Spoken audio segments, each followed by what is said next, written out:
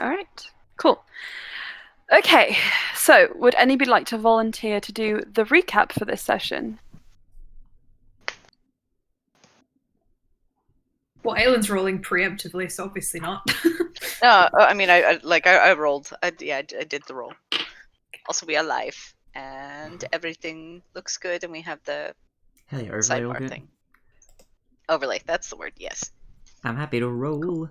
So does anybody want to volunteer to do the recap this session? Okay, then let's roll. Closest number to 6, please. 14. Ooh! 18. Is it what is it, Thomas and Aylin? And I know I 18. can see you, but your 2 dots. Oh, there we go. It's okay, Mine was Aylin, a go on. 5. There you go. I'm Yeah. for the 18. Makes sense. Unless 18. Okay, Oh, we gotta wait for the rolls a blue one. 6. that's true. So how you guys doing? I do. I'm excited. Are you ready for the snowball fight part 2? Oh, no. Who knows? Dun.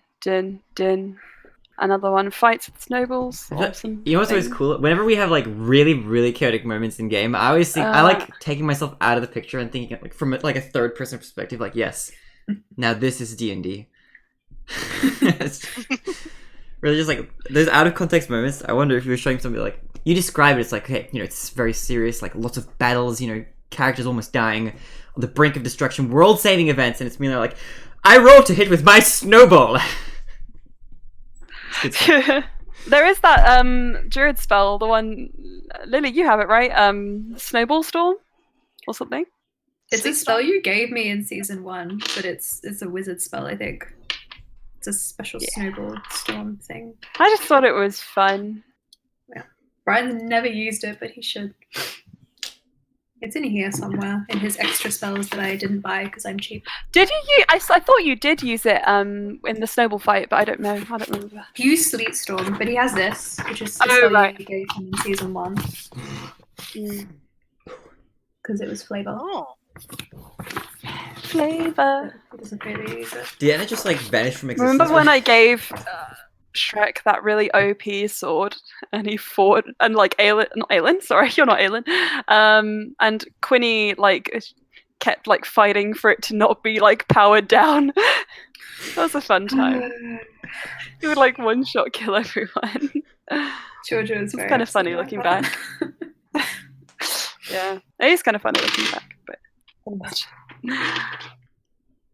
right. Should I just do I say, shall I just do the recap? And, I think so. I think Blue has Yes, just disappeared. will you start? Okay, so Castley and Brian return to Ashissel. Alexa's very excited for dinner. Neff is still watching Loran. Loran desperately wants some peace and quiet. Everything is fine in the Chronologica. Things are chronologicking. Anyway, we have some time before dinner with Alexa. So Cass goes to have a word with Valis, tells him about the other kids, and they make a wager that if she can steal back, if he can successfully steal Corvius's keys from around her neck, then without being caught, Cass will give him 50 GP worth of treasure, and if she catches him, he gives her 50 GP worth of his treasure. And Cass has these keys that we don't know what they go to, but they are tucked underneath her shirt so that she's not walking around with stolen Corvius keys. Bluey had a grueling day of magic training with courage. And Bluey is checking on the group, make sure that like everybody's doing okay, everybody's hydrated, everybody has food. It is revealed that Neff doesn't actually know how to make a sandwich. And yeah. That's a really key part of her character. Also, teeth are bones, and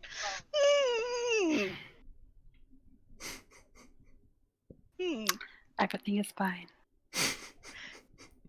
Yep.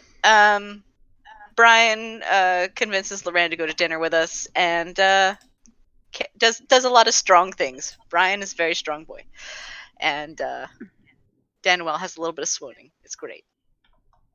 We have dinner with Alexa. It's fantastic, beautiful. Cass inspires a new tavern name with Flying Dwarf, because she has to levitate herself there, and Bluey holds onto the rope. We get to actually all meet Cyprian. He's large, fancy boy Goliath, great cook, loves rocks, has a beautiful rock collection, so well organized. And we get to go after dinner. We get to see this rock collection, and we find out that there are 5 types of painite. I think I'm echoing myself. I will be right back. And the group thinned out. Who's gonna be the next Only one the voted strong off the island? We're here at the last season of The Bachelor. What's stronger, Sarah's and Neff's father-daughter relationship, or bran flakes? This is the Sorry. fight. Oh, Oh, the hello, Blue Anna. Winners are dead! Apparently, Courage and Bluey's relationship is fighting through and coming back. An important plot I point. just, oh, You're right. it's I just want to. Sorry, I hold this. You okay? Gosh. That is so gross. Chaos. Okay, so let's continue with the recap. Okay, so yeah, Oh, we the recap already started. Fuck. Yes, you have 5 minutes to finish. Less than, if you can. that's the plan. So Yay. Siri has a piece of red painite. Brian asks to borrow it, and so that Zarina can see it. We need written permission from Corvius. Also, there's some mistranslation issues between Bluey and Alexa. It's fine. Oh, yeah. It's fine. But probably leads to miscommunications down the roads later. But yeah, the painite came from a burial site. We would like to maybe follow up on this later when things are less chaotic, but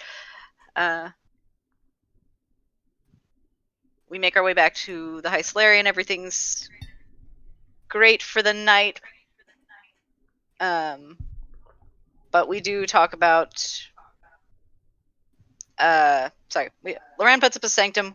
Brian reveals everything that Karul said, and that rather than bringing painite to Zarina, we bring Zarina to the painite here at the High Solarian, because Karul having access to extra painite is definitely not something we want. Brian also very much reinforces the idea of, hey, Karul's very, very fucking dangerous.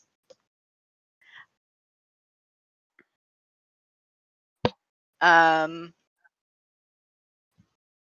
has a little bit of existential crisis about her magic and her soul. Slia does sendings to Rolmy saying, like, hey, please don't overlap the trials. And Rolmy offers to help in whatever way he can with the testifying against Karul, possibly. Slia does some sendings with her mom and is like, hey, we need to talk about things, because more secrets. Cass narrowly dodges a key stealing attempt from Valis and has a conversation about how her contract is a real physical thing and could be found and possibly stolen.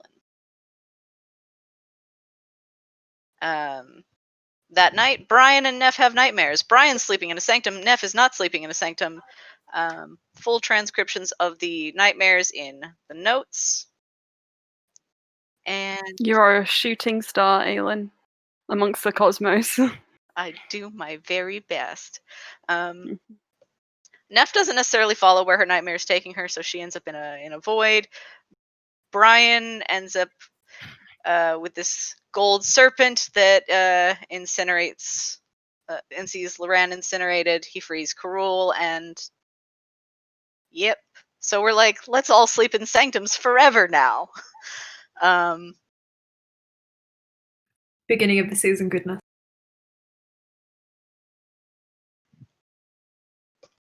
The bad dreams are talked about the next morning.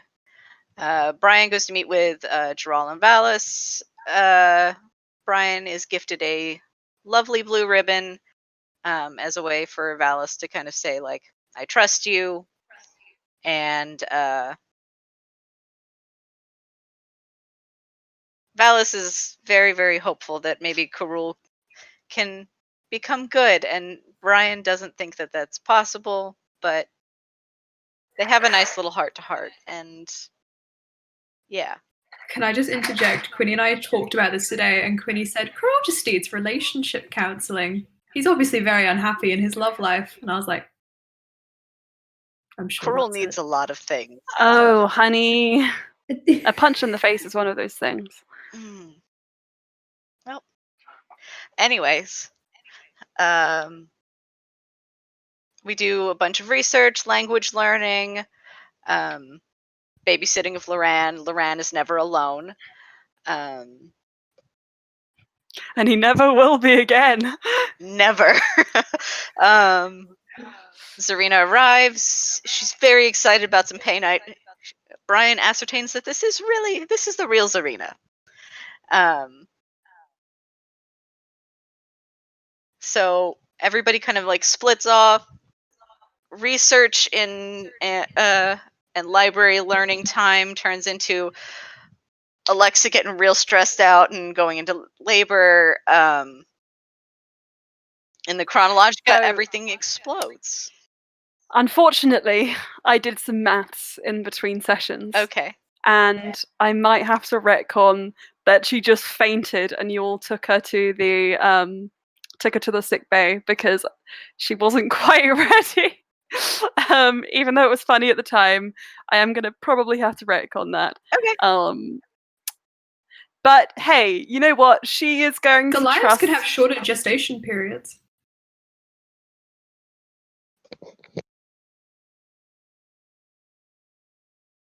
It was funny. Therefore, it is law. Okay, it happened. Never mind. I retract my previous statement. Wait, why am I is weird. celebrating?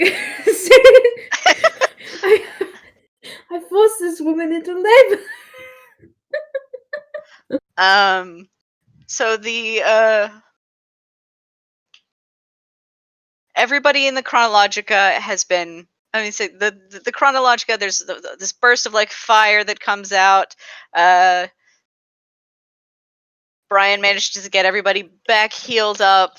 Loran makes sure that Brian also heals himself. And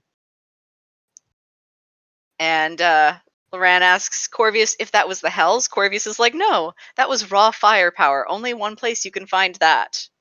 And then Loran says it's the City of Brass. Wow, who could have seen that coming? Who could have guessed? That whole last scene is almost entirely transcribed too. Can I just so you see how my underlighting is white? I'm gonna scroll down in my doc and it's now orange. I wonder why. It's because I've got pictures in here. Ooh. Ooh. And I think it's funny how you can change the colour. That's all. That was a silly tangent. Alright, so thank you very much, Aylin. Any questions before we get into it? Okay, so. Can you redo your camera? Yep. The answer to that question is yes, I can. Okay. Can I take a sip of water? Yes, I can. That was a question to myself. Yes, we can. Yes, we can. Yes. So, everyone, those of you down in the sick bay, those of you up in the Chronologica.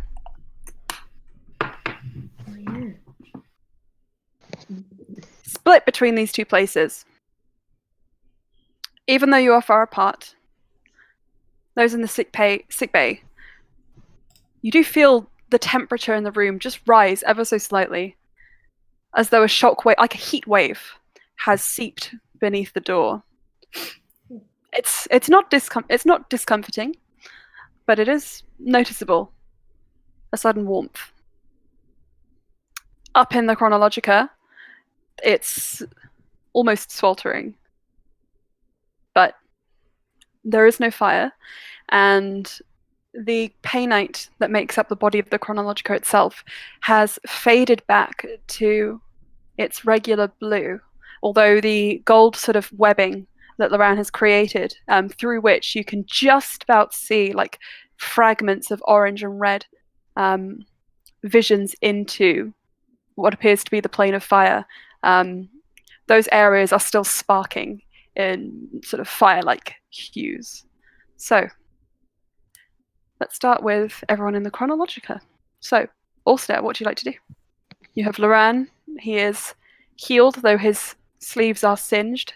Daniel is leaning against the wall. Corvius, as well, is just managing to get up, brushing himself down.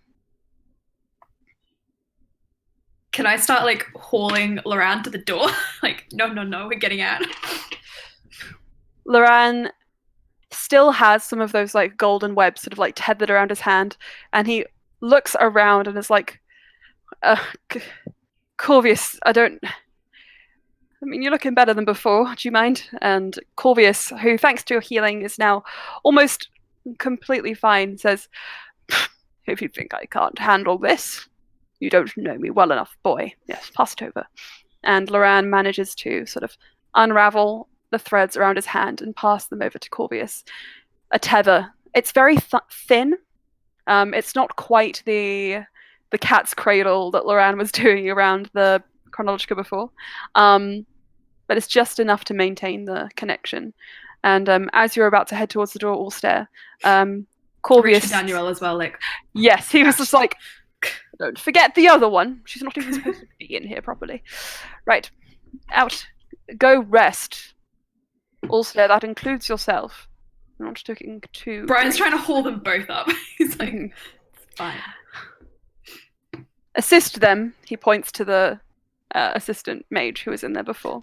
And he comes over a little bit burnt, but let's just say for the sake of brevity that he was also able to heal himself, and he can take Daniel for you, because I feel like you just won't let go of Loran regardless. He just hauls Loran onto his back. He's like, we're leaving. Out.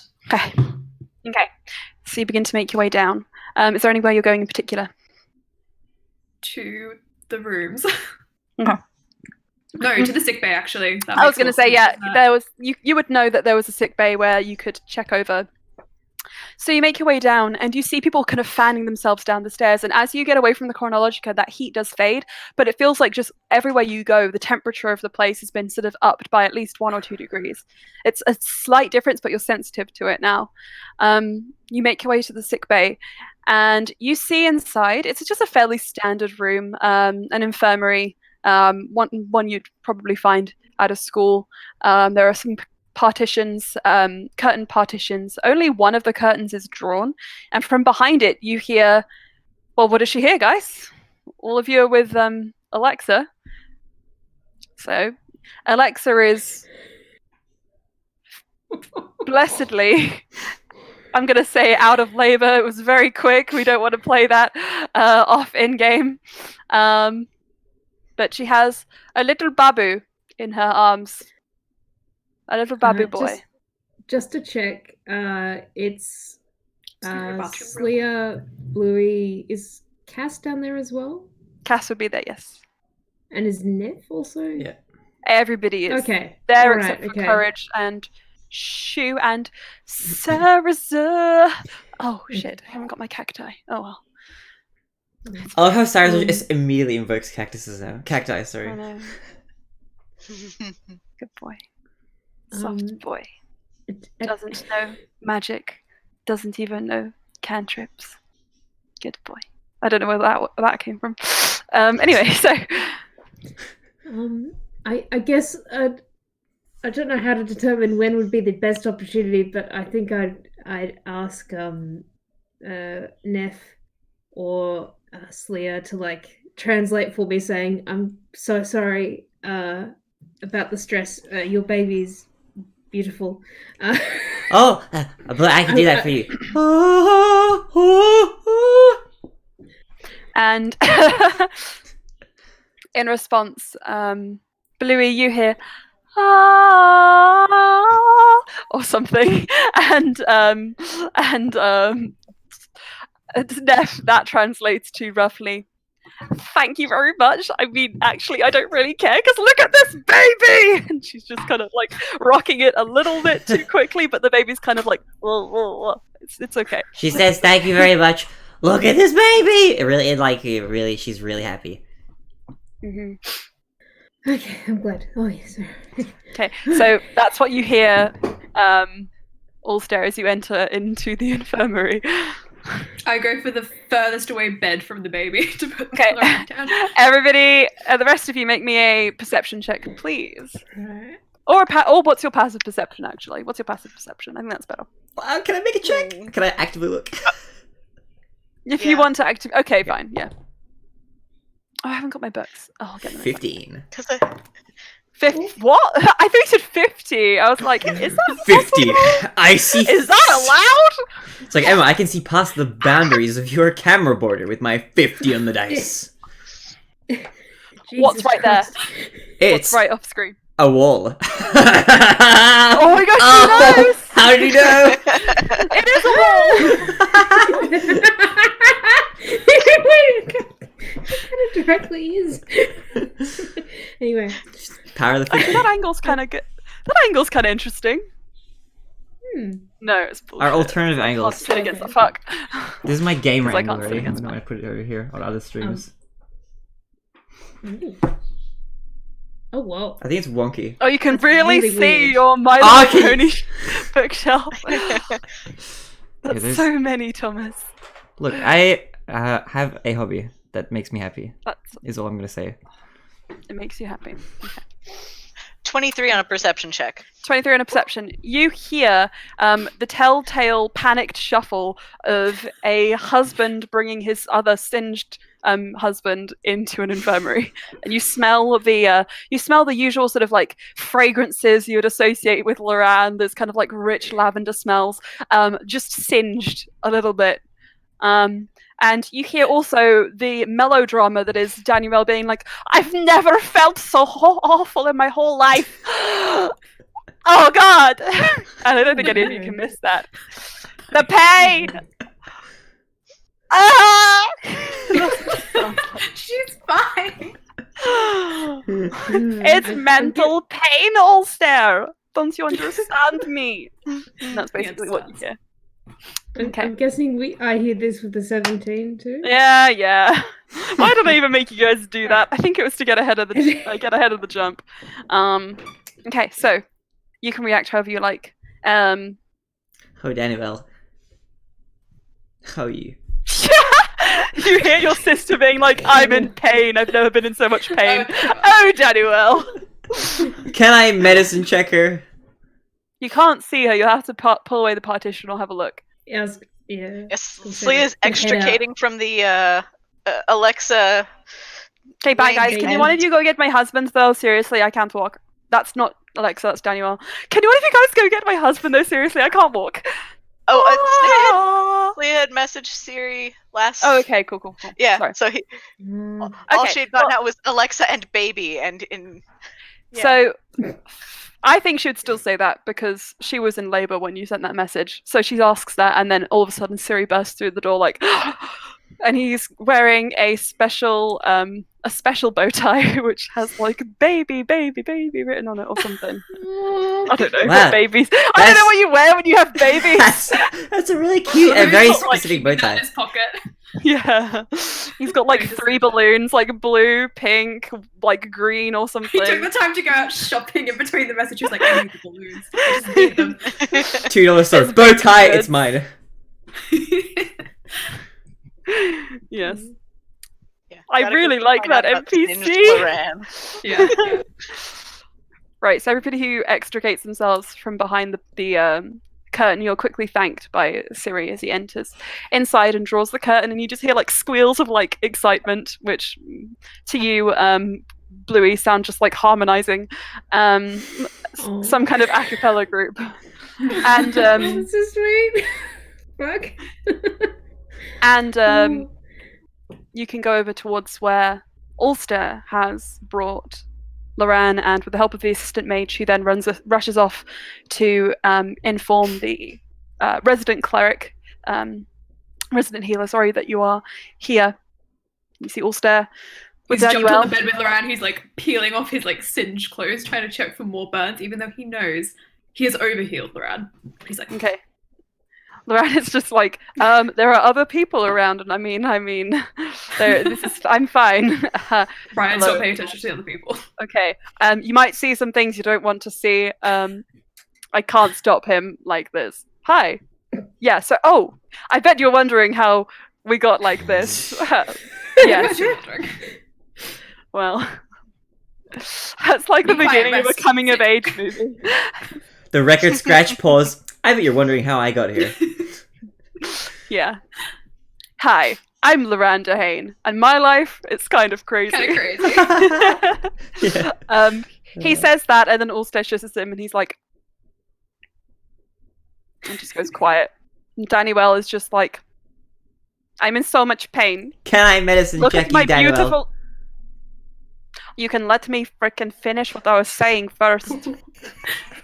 Listen to me. I've suffered. Don't you understand? I think Look she at my just needs beautiful somebody to listen dress. It's been burnt. And I was burnt, but that doesn't really matter because I'm fine now. Thank you, Ulster. But look at my dress. This was a gift from Lucas. to. It has character. From what I from what I know about the mending spell, is there anything that could do Yeah, it for would actually. Loran or Daniel's clothes? Yeah, it actually would work. Can Slia help if she sees Blue doing this? Is that Yeah. She's got. Daniela looks like okay? she's on the verge of tears, and We then you can start all mending her dress, and she's Attempt to like, mend it. "You guys are like my fairy godmothers or something. I can wear this to our date now. Next time we go on it, I don't know where it'll be, but you know." Oh, can Slia use this moment to also just kind of drape that blanket she made over Daniel's shoulders? Like, What is this? I made it for you.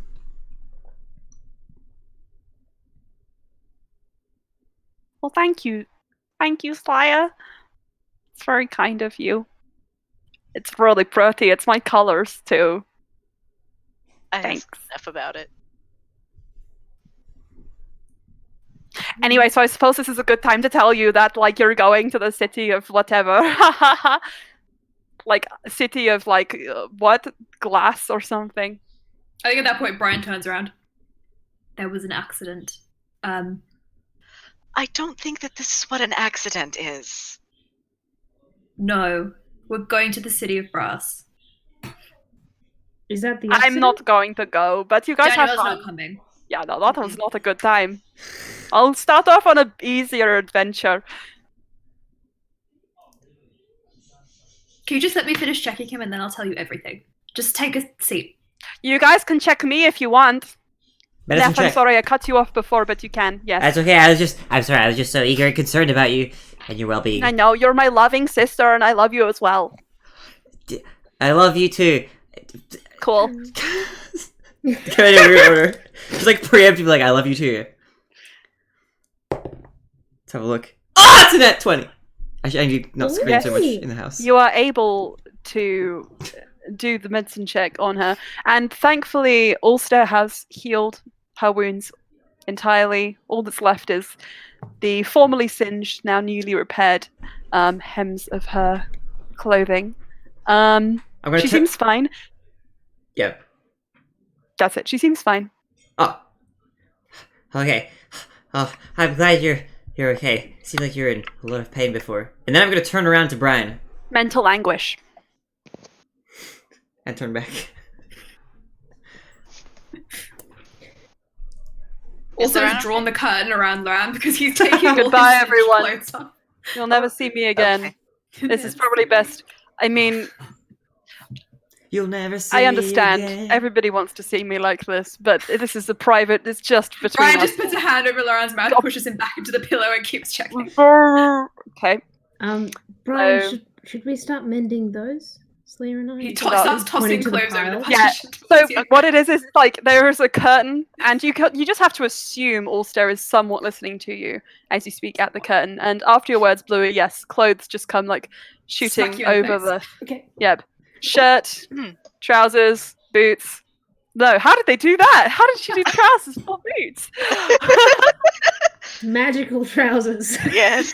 Wait, Lily, have you read my Lily, have you read I my chapter have, yet? yeah. The comment where it's just like boots is really just boots. So I wrote a very special chapter for our book, and I forgot to have Ulster take his boots off at one point.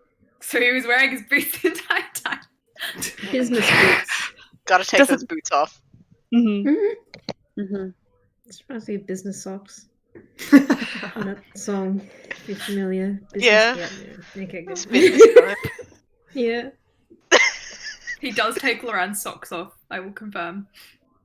Confirm. Hits Neff 2 in the socks. face. Yeah. Swimming trunks.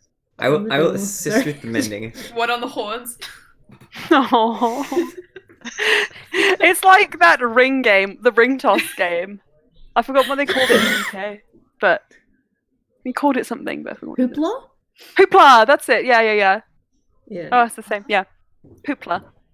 You just have like each of you is like standing there, and you each catch a different article of Loran's clothing. We've focused on this long enough. You can mend them, yes. Good. Oh. So, as all of you are standing there, you have your clothes in hand. Well, Loran's clothes in hand, and you can sort of like assume whatever position you need to repair most of the singed hems. Focusing on that, you hear a pair of footsteps, and somebody enters the room. And then you hear another pair of footsteps rushing up to join them. And you turn around and you look over your shoulder, and you just hear, "Why are you guys all wearing Loran's clothes?" Holding Loran's clothes. And you turn around and you see everybody's apparently current favorite NPC, Sarasa Dehane. Yes! Sorry. Danizer! Can Slia toss what like the recently mended whatever the At back Sarah. over the curtain? No, back over the curtain. You just like towards look Loran. around like, and then just like, yeet. Yeah, I want eat those pants. Be careful! He's injured. Sprint So are and you. engage hug. So, okay, as he is accepting hugs left, right, and center, you also see Nikir is behind him, and this might, you see something else. Nikir is holding a bundle in his arms. So, Saraza takes a step back, and at first he's like, "Wait, Loran's injured? I don't." And then you hear just like a little meh wailing from the bundle, and he turns around and he's like, "Where's Cass?" And Cass is like, "I've been here the whole time, ha!" And he looks over to you as well, Bluey, and he's like, "Oh yeah, so I'm assuming Ulster has a handle on what's happening behind that curtain, and judging by the state of disarray, I'm just not gonna." Oh yeah, definitely. And I chuck the socks Yes. back over. I have missed you all. So As we have you. It's really good to have you back, Sarah. thank you. I'm glad to see you're okay and safe. But just Bluey, Cass, I need to just say, I know you're both very close. And he takes the bundle from Nikir. I know you're both very close to Keon. Well, he was the youngest one, so it was the hardest to find anyone who might have been his family. And when we did track down a distant relative, they didn't have the means to keep him. So the others are home, or as close to home as they can be. But this little guy, Doesn't have one yet. And I think you two were the closest with him. So we both, and he looks to Nakia, and Nakia is just like, we both thought it would be best if, well, ultimately you two both decide what you want to do with him, but I could look after him in the meantime, here or in the Feywild. And then we can all decide together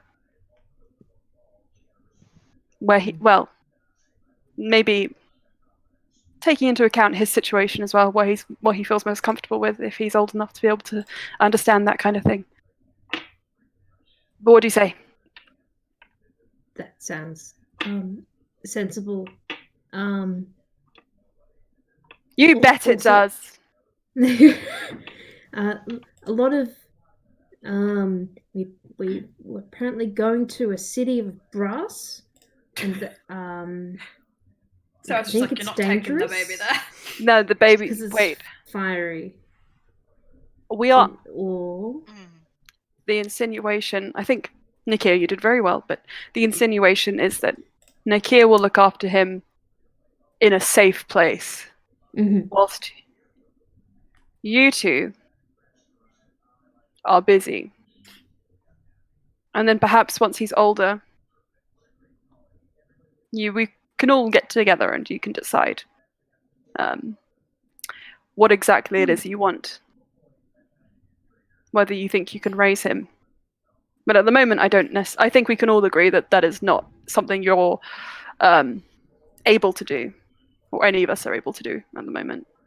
Babies are not what we need. If we're going to the city of what? Also, you want to come and explain? I think at that point, also throws open the curtain where he's been tending to Loran, who is now fully dressed again. Hello, dear brother. Also, it's good to see you. Come. Also, And he gets up and he does a run and he jumps up to Sarah's hug, hangs there for like 2 seconds, jumps back down, and then goes back to Loran. Also, is Brian still missing like a couple of hit points? Yeah, but he's like, he's fine. He's like, Does Brian's he look got, a little like, bit ashy. singed? Brian looks A little bit. ashy, a little bit singed. The ends of his Liz is hair are gonna- just slightly fizzling. Just pat him on the shoulder and give him like a cure wounds like level 1. Ulster, as you jump, you feel Slyer's hand just like hit the side of your shoulder, and you kind of, as you like collide with Sarah's, you're like, and you are fully healed at last. So you release Saraza. He smiles and gives you a squeeze. Returning to Loran's side, Saraza makes his way deeper into the room. Nakia kind of just like plops himself on a hospital bed, taking Keon back from him, and he's just kind of like and Neff, you do notice he is distinctly eyeing the space between the two of you. Could I offer a hug? Neff says. We have a lot to discuss, you and I. Maybe after I've a learned some hug? things about myself. Well, Yeah, you don't have to be doing it. I know this kind of is a circumstance. handshake. I'll give you a handshake. Okay. Sounds like a good compromise. And I shake his hand. Okay.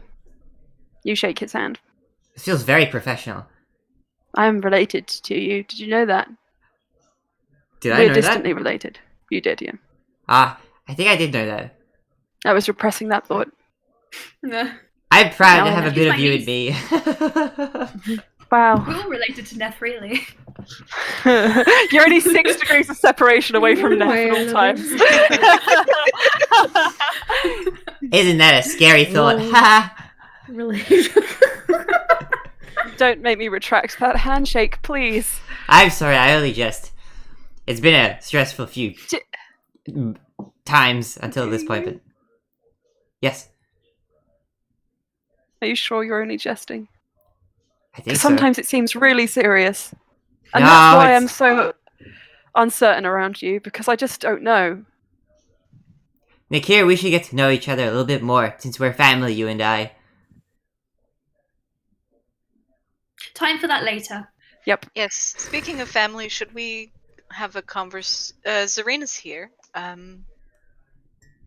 What's she doing here? Helping. Sanctum?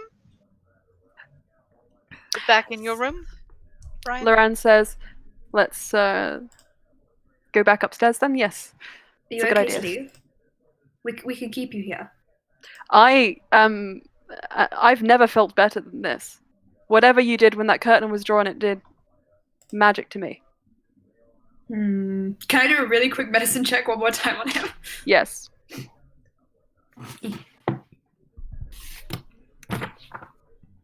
Oh, my medicine's good. 15.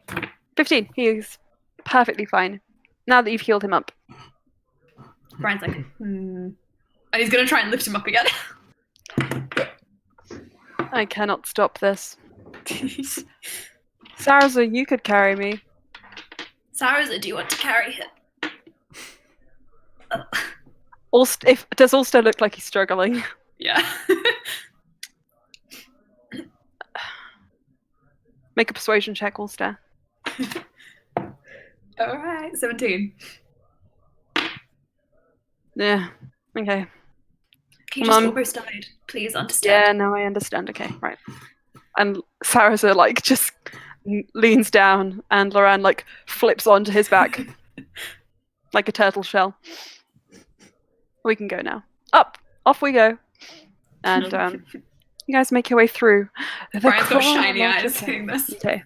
He's very happy. Before we leave, I'd want to quick hello and thank you properly to Nakira and be like, Keon, hello. I'm coming with you. I have nowhere else to go. I don't know anyone else here. This way then. I've never been here Daniel's before. coming too, right? Yeah, Daniel would have sort of struck up conversation with Sarah, just kind of explaining everything that's gone on in the meantime since he's been away. So as you guys make your way back up to Loran and Ulster's room, well, the room you've all been sleeping in, with the sanctum. Formerly known as Brian's room. Formerly known as Brian's room. Shu and Courage whiz around a bit when you enter, but otherwise they are fairly calm, and you are all inside, and Loran pops his sanctum. Sarah just turns and says, I think I'm behind. Thank you, Daniel, for explaining what you did, but what exactly is your goal in this city? We've been trying to find Kurul's bodies. There's one of them there. But it was kind of booby-trapped because once we tapped into that, it exploded. And there was a lot of fire, and Corvius almost died, and Daniel almost died, and Loran almost died. But I think they're okay now. Okay. Right. So we're all going to go to the City of Brass to find Coral's body and destroy it. Destroy, study, use it to find other bodies safely. Potentially. Loran, is that possible? Can you use this body to find others? And Loran just says, anything is possible. I don't know. What tell me what I'll defer to you, because I'm mostly just doing what you tell me because I like the fact that we are, a team that works well. Go on. Just don't want to risk that happening again. If he's booby-trapped one body, he's probably booby-trapped the others. So I was the closest, obviously, to this whole booby trap-esque situation. If anything, it felt less like a trigger and more like I'd opened a window. And I'm pretty limited when it comes to elemental planes. The Hells and the Feywild are my specialty. But pretty certain the elemental plane of fire is just going to be hot regardless. We might... And, okay, I'm not one to freely admit this, but I'm a pretty good arcanist, but I was kind of pushing it a little bit there, so I might have opened a window to somewhere a little bit dangerous. So what I'm trying to say is, it could be, that it wasn't a booby trap per se, but I did a little bit of a fuck up and opened up a portal to somewhere just a little bit like, flamey within the Can you- city. Wonderful. Can you excuse me Yeah. for 30 seconds? I want to pop outside the sanctum and quickly ask the mirror, what would have happened if Loran pushed himself? Oh fuck! Cool. Okay. Ooh. As you pop outside of the mirror, had Loran pushed himself,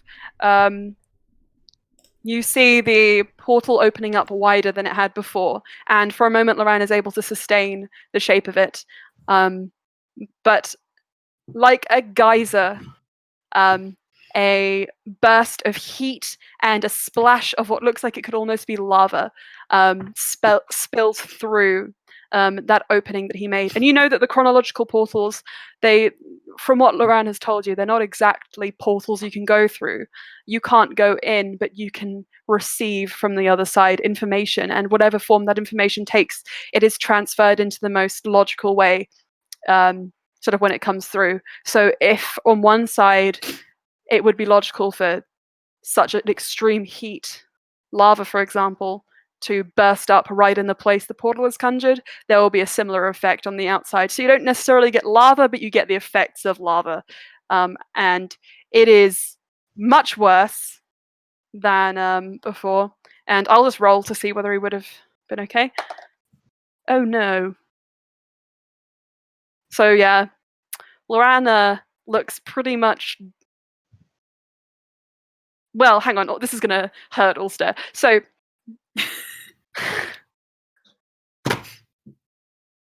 make a dexterity saving throw, please, just to see how you would have fared. 12. I'm going to roll the damage to see whether it would have happened.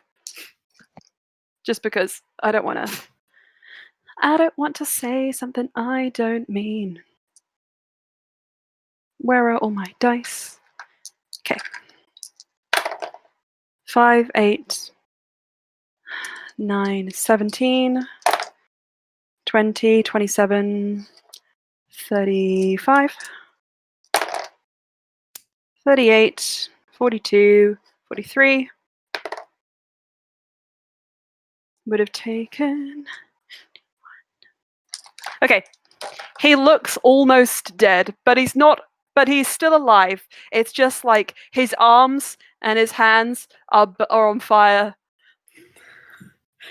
You hear very unhappy noises from inside the sanctum, and then Brian just like crawls back in, grabs Loran, and just hangs off him. He's not happy. Loran kind of is just like, okay, so I have this now. Don't worry, we'll be okay. It's gonna be fine. And he does check you. Chronologica. No more chronologica. Does No. this seem a bit like your nightmare at all? Brian drapes himself, if possible, more over Loran. He's like melting over him at this point. I You're haven't like met- Hal like, when he's in his yes, depressive state. yes, I was about to say. Yeah. I think mushrooms begin to kind of just grow off of you. Like moss is kind of like growing from you and spreading over Loran until it's like a kind of like chrysalis, and he's just like, he gets like this sometimes. It's okay, we'll be fine. We'll be fine. Brian's just shaking his head. Sarazar is like, Ulster. Sad Ulster looks up. It's okay. Whatever you saw, it didn't happen. No, but it could have. That's the thing. Sarazar, he looks at Sarazar in the eye, remembers killing Sarazar, and just fat tears start coming out. He is having a moment. I'm so sorry. I need to tell your mother. She's gonna hate me. I'm so sorry. Sinks back into his moss. What are we gonna do with you? And Sarazar just like rubs your head. Loran is like, I mean, this is okay, referring to the moss. How are you all feeling? Looking over to Bluey, looking over to Neff and Slayer. Daniel, Nakir as well. Hi. He waves. Nakir is like, you're covered in moss. I am. I am. Get yourself a druid husband. Or wife. Or both. Or neither.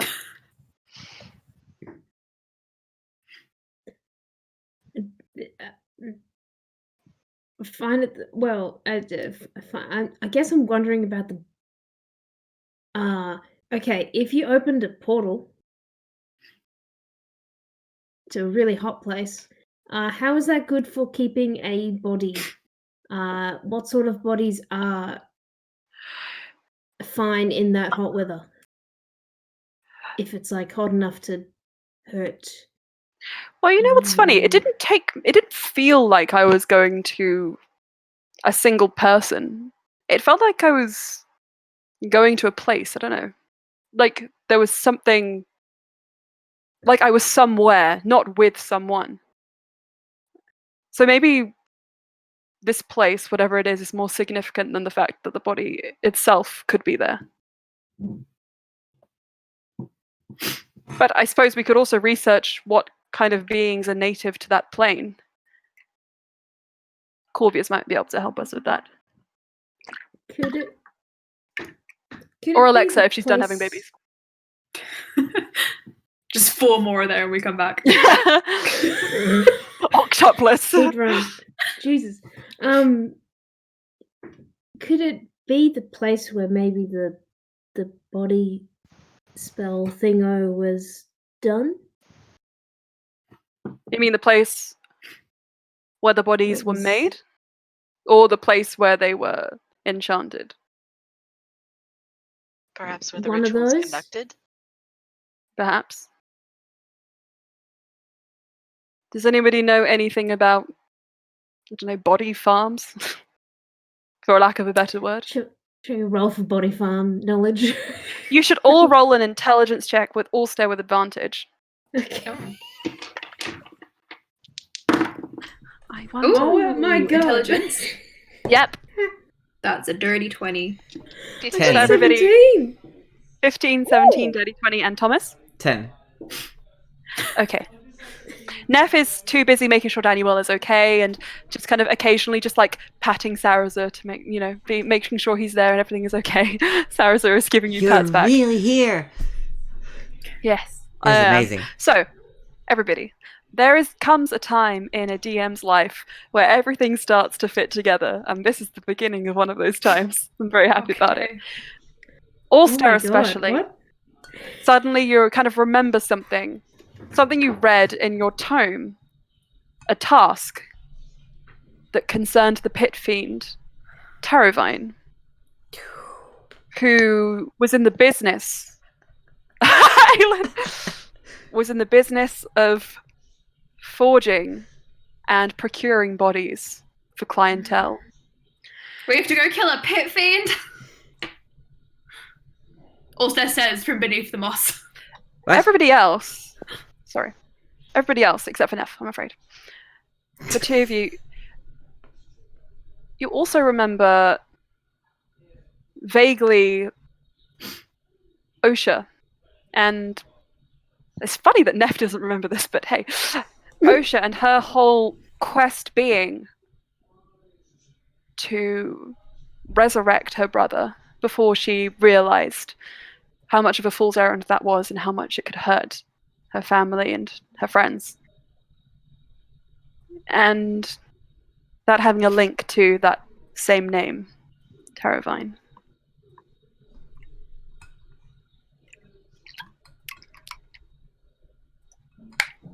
I think lore-wise, if Neff doesn't remember that, she's probably blocking out that sort of conversation that they had. Of course.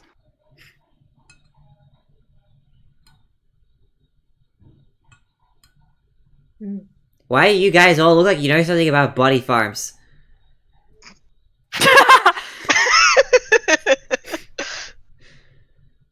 Oh. I didn't know we could. I didn't know I could make an expression that would match that description today. But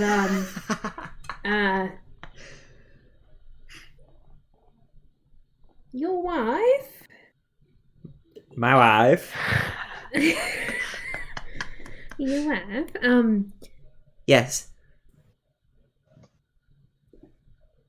She wasn't. She's not one of Kurl's buddies, is she? That can't be true. I don't think she's really his aesthetic, but anyway. Brian grows a bit more moss. Did she sort of get Lorana's close completely to covered. Get close to. like contacting a thing that would make like how? Well, not that I remember specifically. I remember a while ago we had a bit of a talk Ulster. Oh about yeah, I remember that too. reserving your Everybody. brother and stuff. What are your passive perceptions? Does anyone have over 15? Mine's a 20. 13. 14. Well, actually, let me roll to make sure. Actually, no. Actually, no. 16. I think you would all notice this, because that was a Oh. really bad roll. He's got a good perception, but that is not going to be enough. Holding little baby Keon, Nikia just suddenly shrinks into the corner a little bit, like, oh, when you mention OSHA. Nakia, Hi. speak. Oh, Just a face amongst the us. Oh, shit. He immediately glances over to Sarazur, and he looks... Well, make an insight check, anyone who's interested. I am interested. So, oh! 30. Fuck! Jesus Christ. Wow, yeah, okay, Dirty you can 20. read him like a 25. book. You can read him like a book. He is looking extremely guilty. 15. Nick here. Speak now. Okay, wait, okay, right. Do you remember when I just kind of left? Mhm. hmm Well, when you guys all got very angry at OSHA, I mean, you weren't exactly subtle about it It in was any way, justified. shape, or form. Yeah, I know. Well, I had obviously just learned some very harrowing information that I didn't know I knew, in that I killed someone, and I felt really guilty about it. And so I kind of followed her to Viseros, and well, you see, I wanted to also find out a little bit, as much as I could, about, well, body farms, and I wanted to speak to her about it, but she left before I could properly go up to her, and she probably wouldn't have spoken to me all that much anyway, so I did a little bit of research on my own. And I considered maybe, and he looks over at Sarazor again, and Sarazor is just like looking at him like a father who is like, I'm not angry. I'm not angry. I'm disappointed, kind of expression. Trademark. I might have just looked into going and, finding someone who could resurrect a friend or a dead person. And yeah, so the Taravine's a name that I've heard. Apparently that's a big one in the There's a forge in the city of Brass. That's all the information I had. So if Cruel dies, he'll put his body in one of Taravine's farm bodies. Wow, look at this baby, so cute. Nick here. Can we do it? Maybe you should put your hands over the baby's ears just in case. Can they retain information this young? I've heard that they can sometimes. Oh, Bass. There we Barabai. go. Oh, Mm. Mikira's like, I can see that I have, I've done wrong. He Nick looks here. at Sarazor. Sarazor's just like, go on, Neff. I'm really glad that you came forward to us. And ultimately, we're here to just move forward and do the best we can with the information that we have. We all make Sarah's mistakes. really We all surprised. kill people sometimes by accident. You know, it happens. or on I was in. purpose. Wow, haven't spent enough time with you all recently. That came out of nowhere. Cool, amazing. Nikia will speak later. I don't think you've necessarily done anything wrong.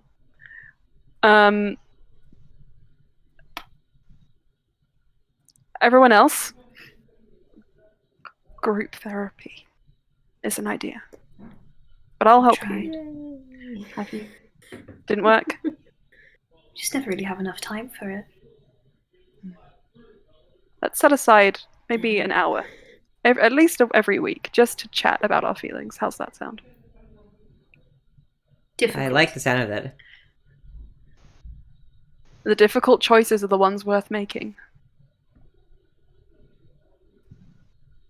Wow, that was wise and came truly out of nowhere. Nakia, why don't you take Keon outside, seeing as he's retaining more information than we give him credit for? Baravine, bodies. Nakia Barinade. was It's like, time for the Barinade. Barinade. Was that a kill? What'd you say? Barinade. Barinade. Keon is the mascot of this channel now. I don't make the rules. Well, we have our NPC sign off ready to go. Oh, Barinade, Barinade, Barinade. It's just over and Oh over. my god. Amazing. All right, so I'll wave to Nakia and then be like, Keon, I'll have you learn some better words.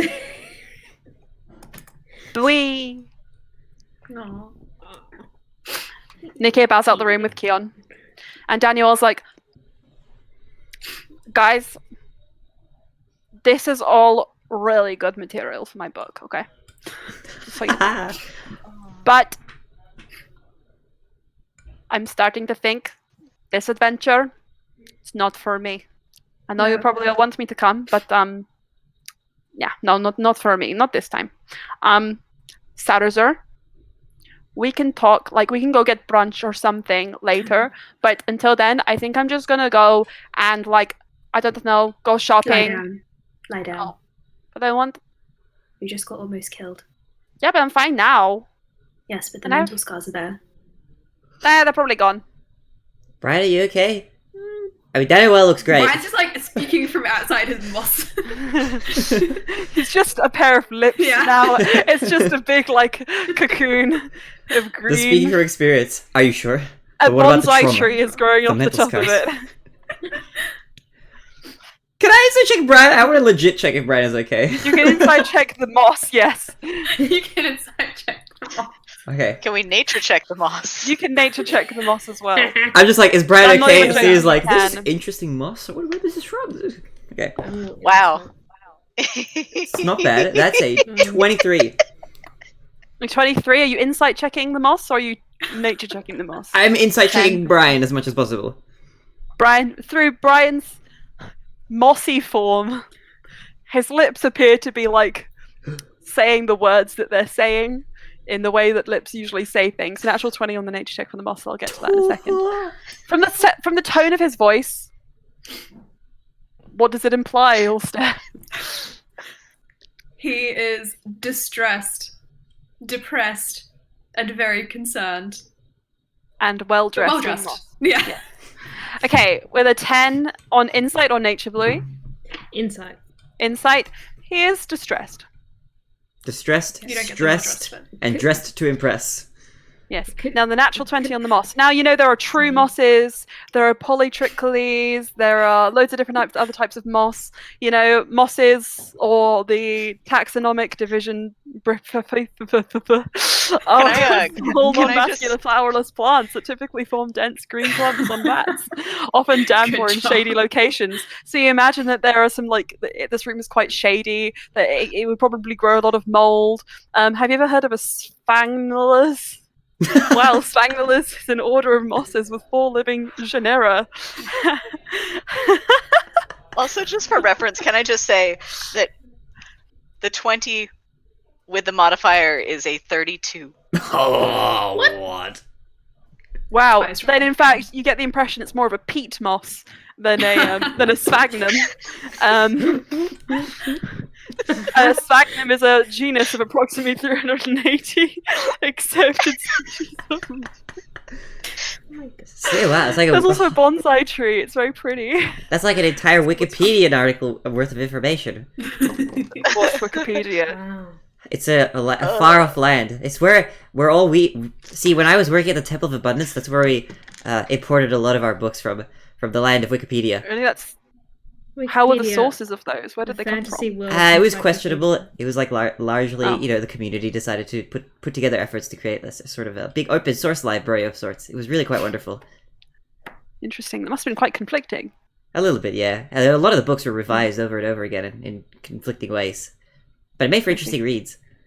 I'm sure it did. Ulster, Sorry. would The you like boss. to come out now? I'm quite happy under here. He drapes more. And it's just like you just see a Ryan is little affixed hand, to the floor now.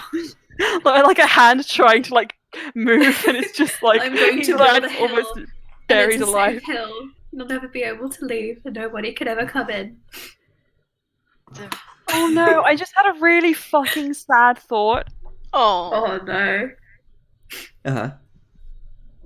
You have to Yeah. say it now. No, I can't. I might cry. You have to say I'm it already now. crying. It's fine. But like, what if? Because obviously Loran is older than Ulster, so naturally he is going to pass away older. What if when he passes away, Loran's like, instead of like living out his years, they just become a hill, like a mountain. They like grow moss, and then they become this beautiful like garden of like dahlias and lavender and whatever else. And it's just That's like, quite beautiful, though. It is very beautiful, yeah. You'd make a nice mountain. but Yeah. Brian just lies down with her, and he's like, "I die now." and I die. And thus, I die. That pretty much is probably how it's gonna go. That's how the real canon ends. Yeah. It's fine. Reminds me of the end of the last Blackadder. Oh no, but oh no, that one is actually really Fuck, fucking sorry. bad. Oh, Has everybody seen Blackadder?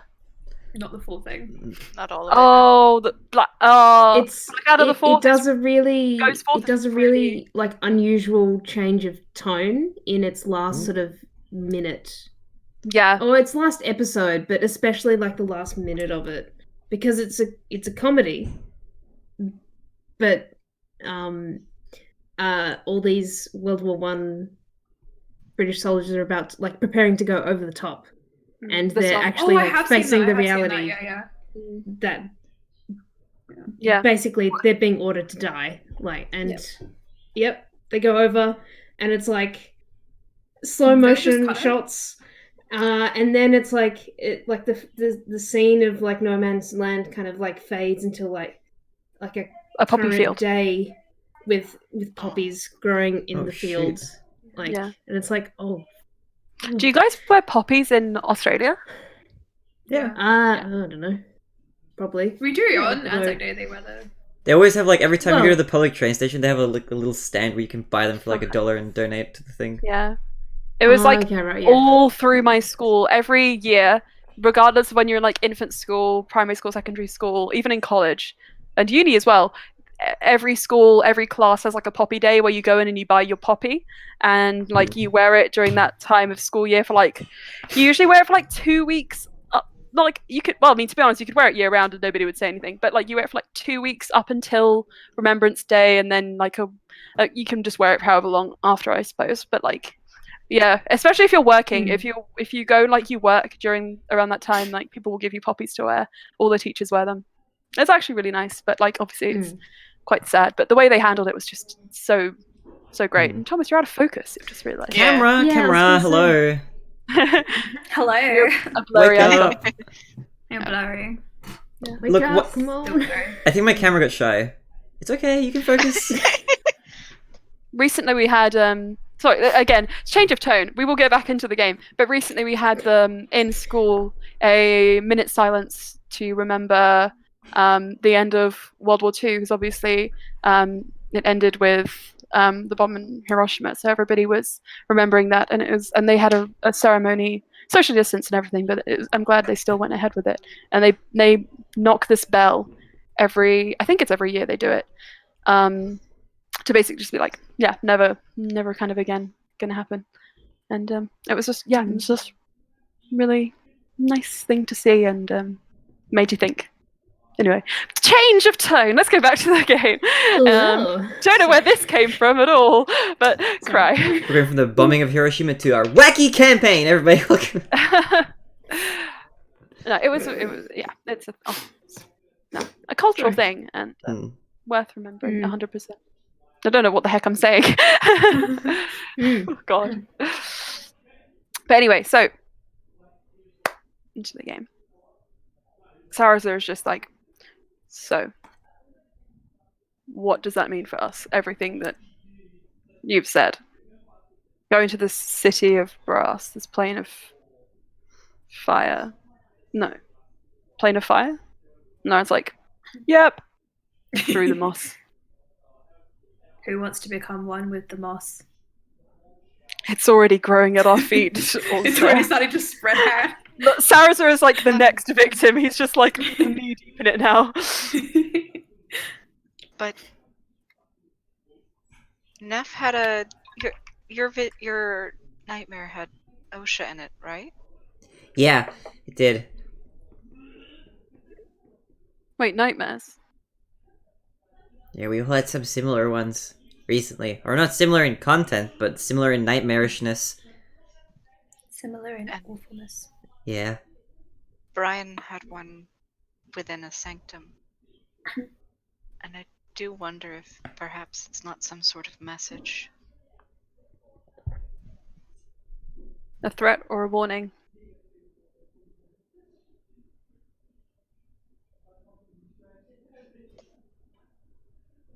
Right? I mean, I'm no wizard, and I'm not in the business of dream interpreting either. If you ask me, dreams are dreams. They have about as much impact in reality as anything else does. As Any someone other who has imagination? often nightmares, this felt different.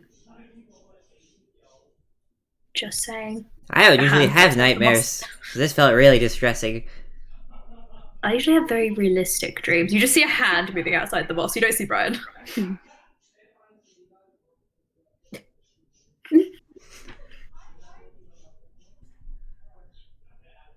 And Karul got free in mine. And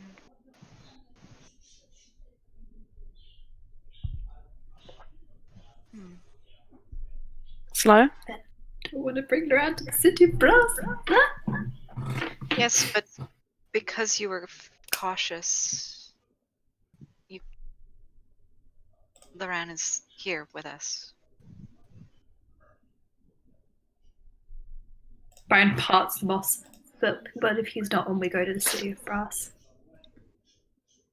Wait, what? Loran parts his own mouth. Hang on, what did you say, Ulster? But what if we go to the city of brass and my dream is true? You'll bring me back. But in the dream, I couldn't bring you back. Look, okay, I would give you more of a hug and like kind of explain that I think it's all going to be okay, but I'm trapped. Brian drops all the moss and he climbs into Loran's lap. Cool, right. Hello everyone. Hi. Just kind of like holds all of Ulster that he can.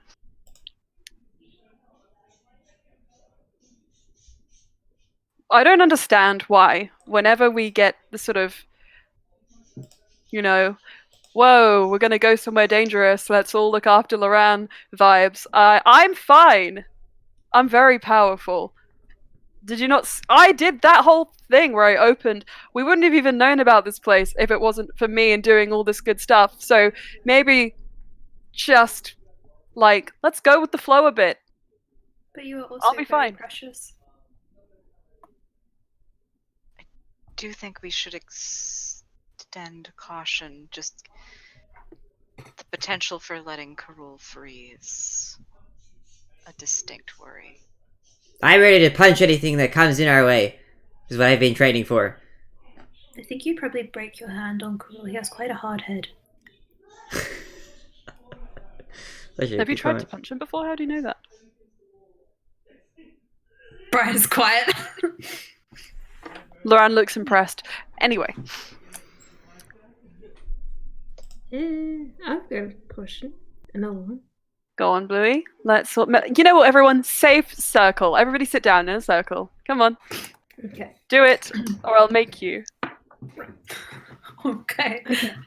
Okay, this is now a circle of trust inside a sanctum of actual, genuinely, like, I'm making sure that no one can hear us as far as we know.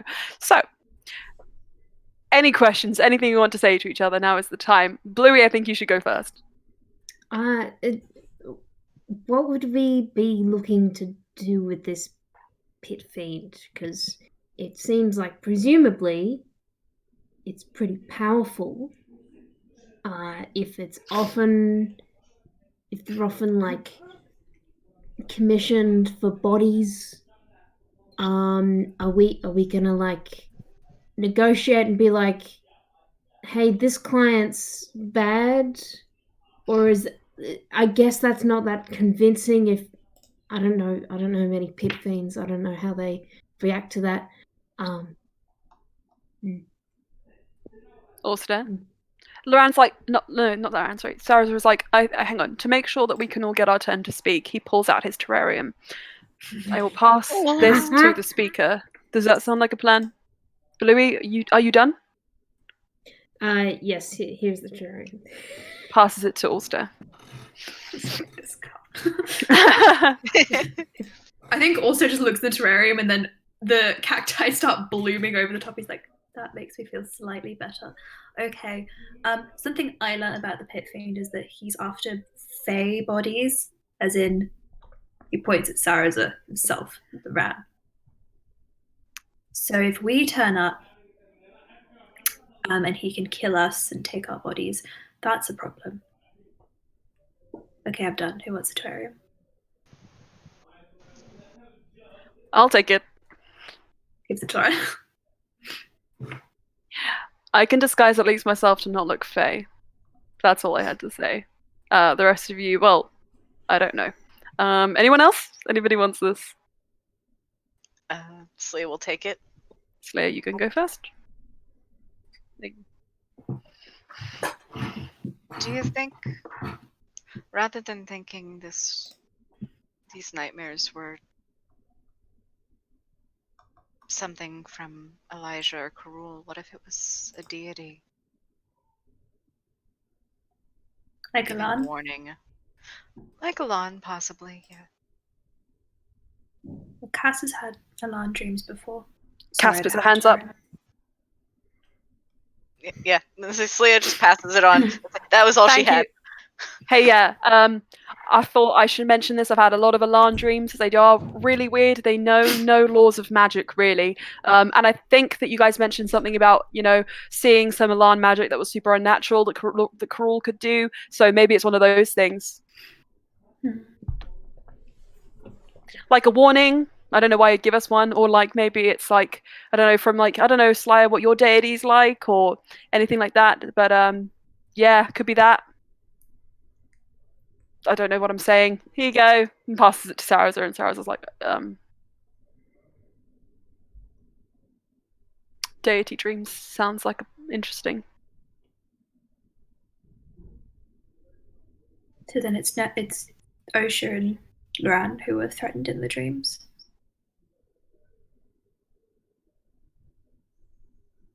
Well, actually, I'll hold up my hands for the terrarium. I don't actually Then know. give it to Bluey. Second. Then give it to Bluey. Of course. I just wanted to say, I don't actually know what happened to Osha in the dream, because she was just walking towards the lab and didn't respond to me saying her name, and I got really creeped out, so I didn't follow her. So I don't actually know what happened with her in the dream, but she was there. It just struck me as creepy that she didn't, like, register my presence. Here you go, Bluey. Thank you. Okay. Well, I mean, Osha's a human. First of all, but what if in your dream Osha wasn't Osha, but was someone else who didn't know her name and was disguised as Osha? Bluey, you're a genius! For some reason. I had never even considered that hypothesis.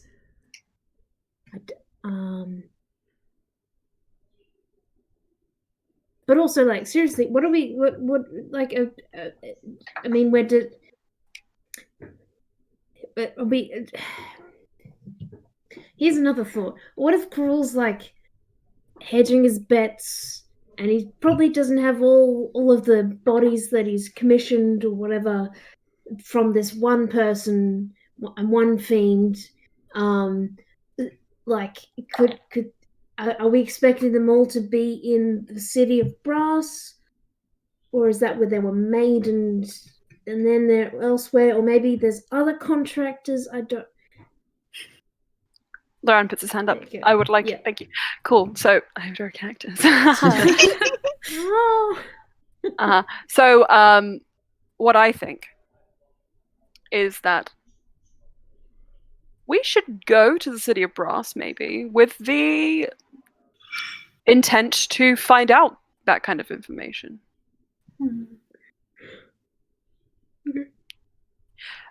Personally, like I said, when I opened that window, I didn't feel like I was being drawn to a specific body or a specific person.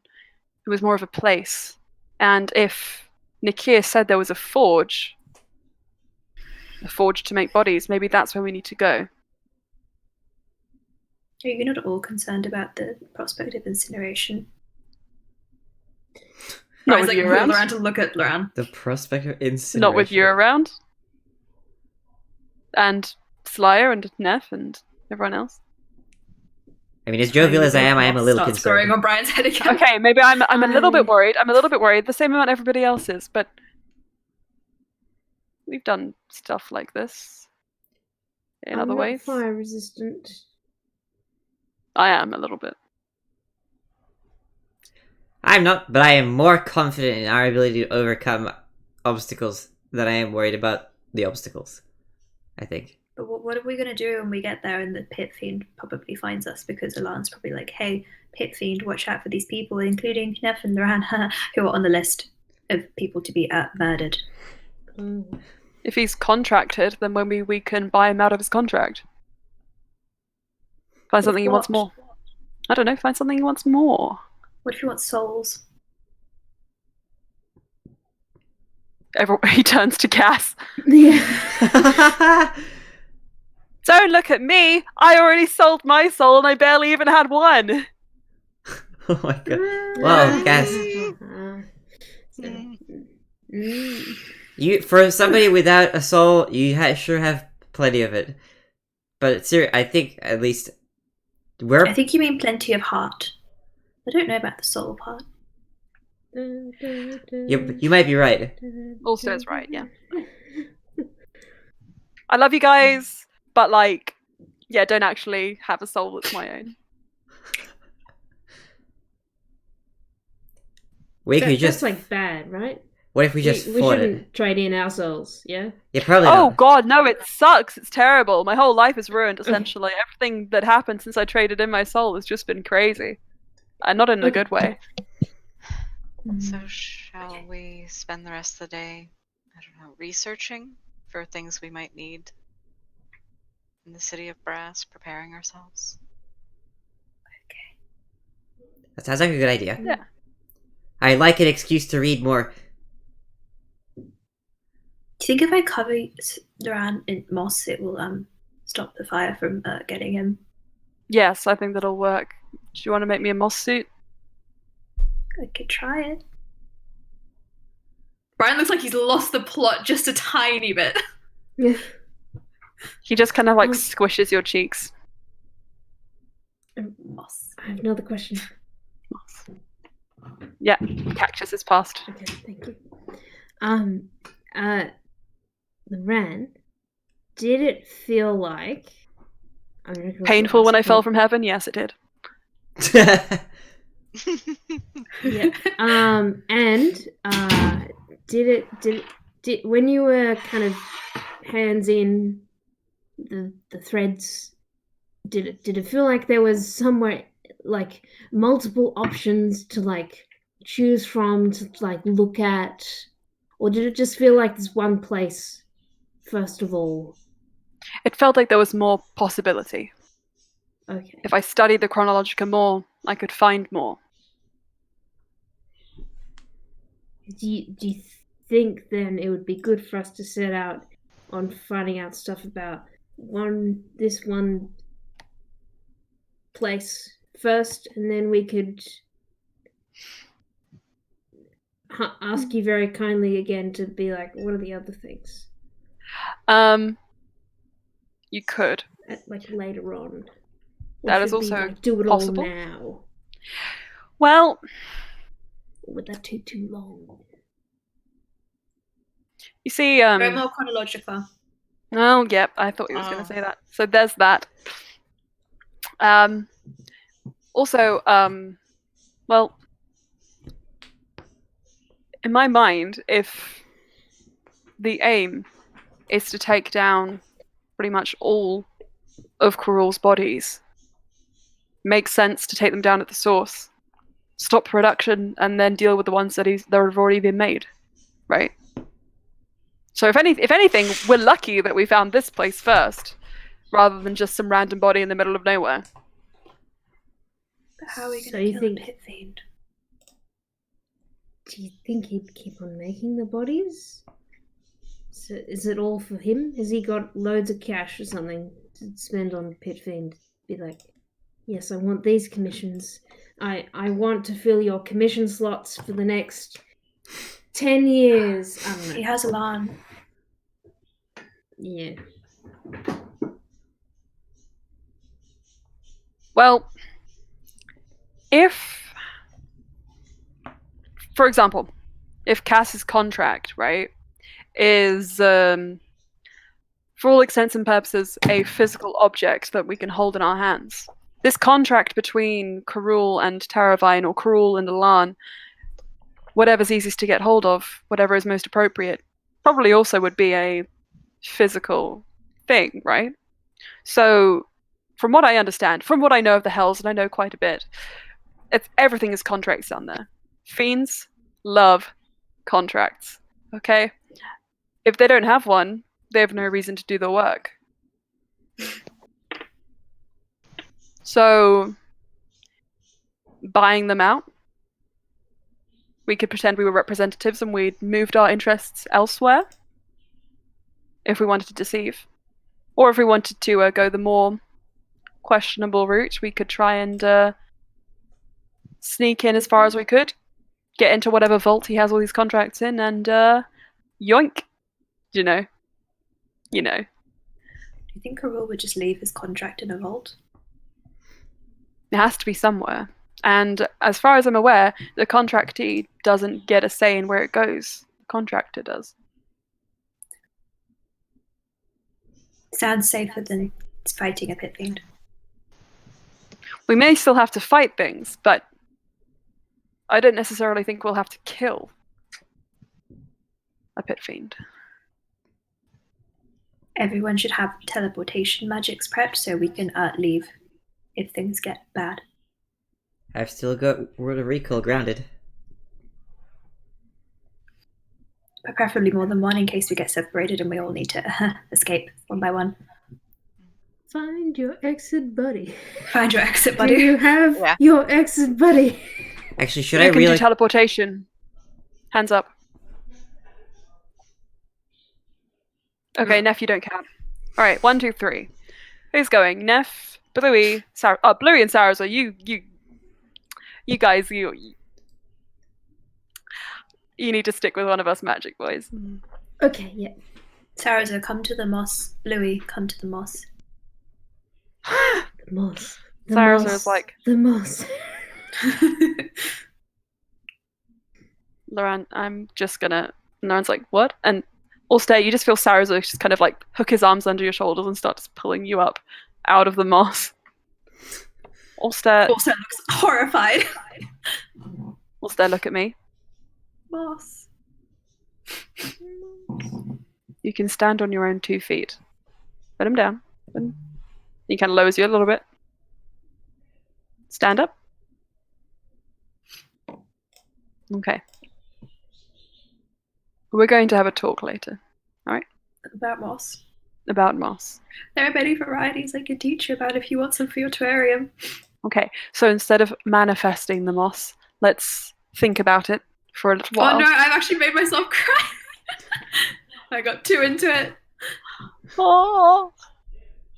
I will He use just this. wipes your tears away and he just says, it's going to be okay. Okay?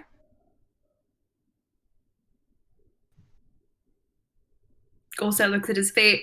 He's sad. Loran is wrapped around your ankles, just like, it's going to be okay. Like you said. Now, Sarza, unhook your arms, please. It's my one. You can come to our room later, Sarazo, if you want to have a talk. I can talk about moss and I can talk about cacti and other such flora. Let's do that. I am well versed. Okay, but for now, this is enough. I can't believe I made myself cry. I love Good it. stuff. I love it. I can see.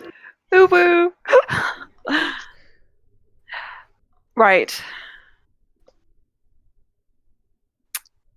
I really have just been thrown right back into it. I don't mind. Yep. I'm glad that I could be here with you while we're sorting this out. If you'd been doing this on your own, I dread to think what would have happened. Not that I don't think you're capable. I do think you're capable. In select circumstances, I think you all can come together and truly do remarkable things. Select circumstances. But this is going to require some planning. So I think it's best if we speak to Corvius and get what we can from him.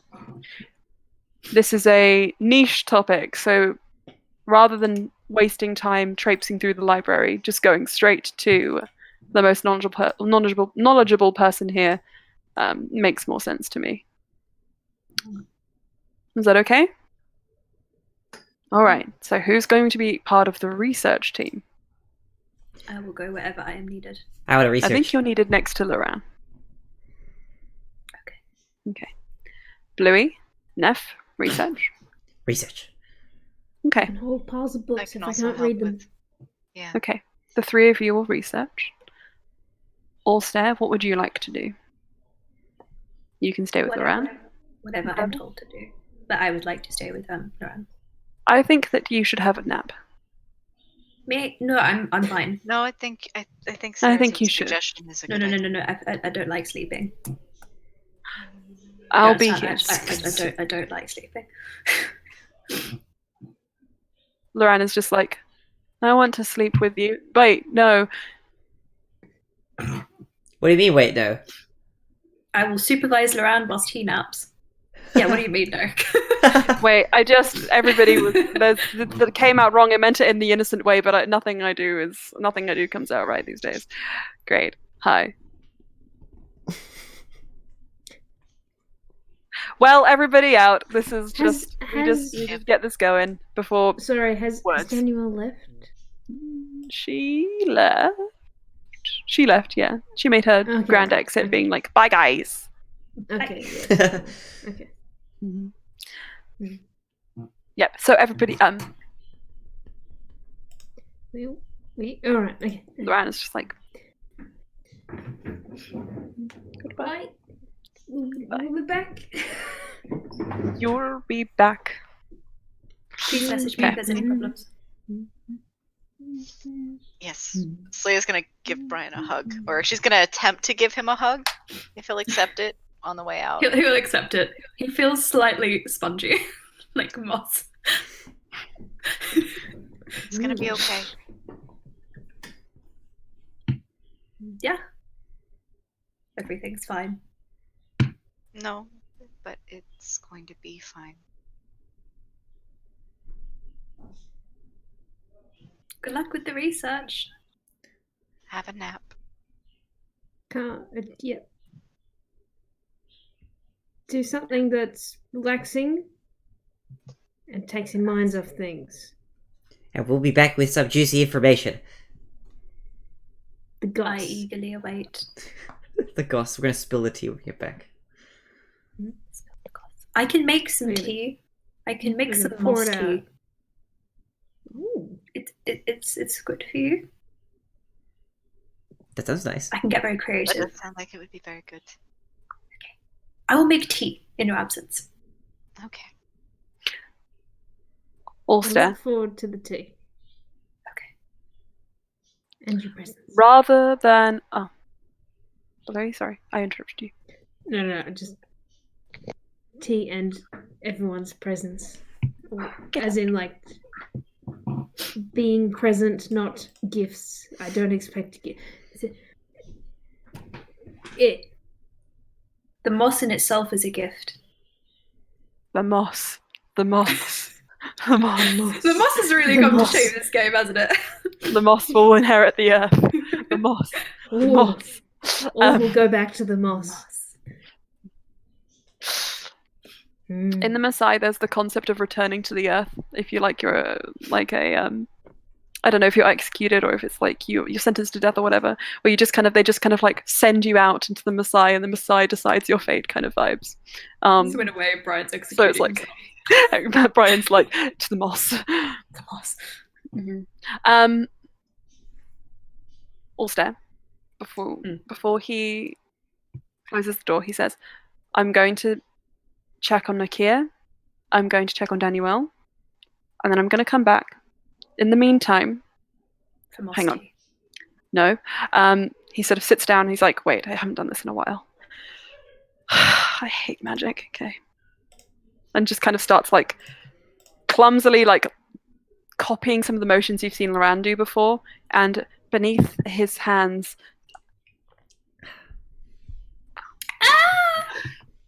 a little mole begins to take shape. And he's just like, "Just hold this. Okay? I'm here with you." Brian stops growing moss. He's so happy. Thank you Sleep. for this wondrous gift. I will try. Loran is just like, "I can make you one too." Loran, look. It's Cyrus's Yeah. mole. It is. It really is. And he gives you a hug. And anyone who's looking behind the door would just see like Loran just looking at Sarah's like, And Sarah's just like, "I'm married. I mean, I don't just okay." He just walks outside. They're both married. They're both married. Right. The door closes on you two. Everyone, you can start heading towards Corvius if you would like My to cookie. study magic.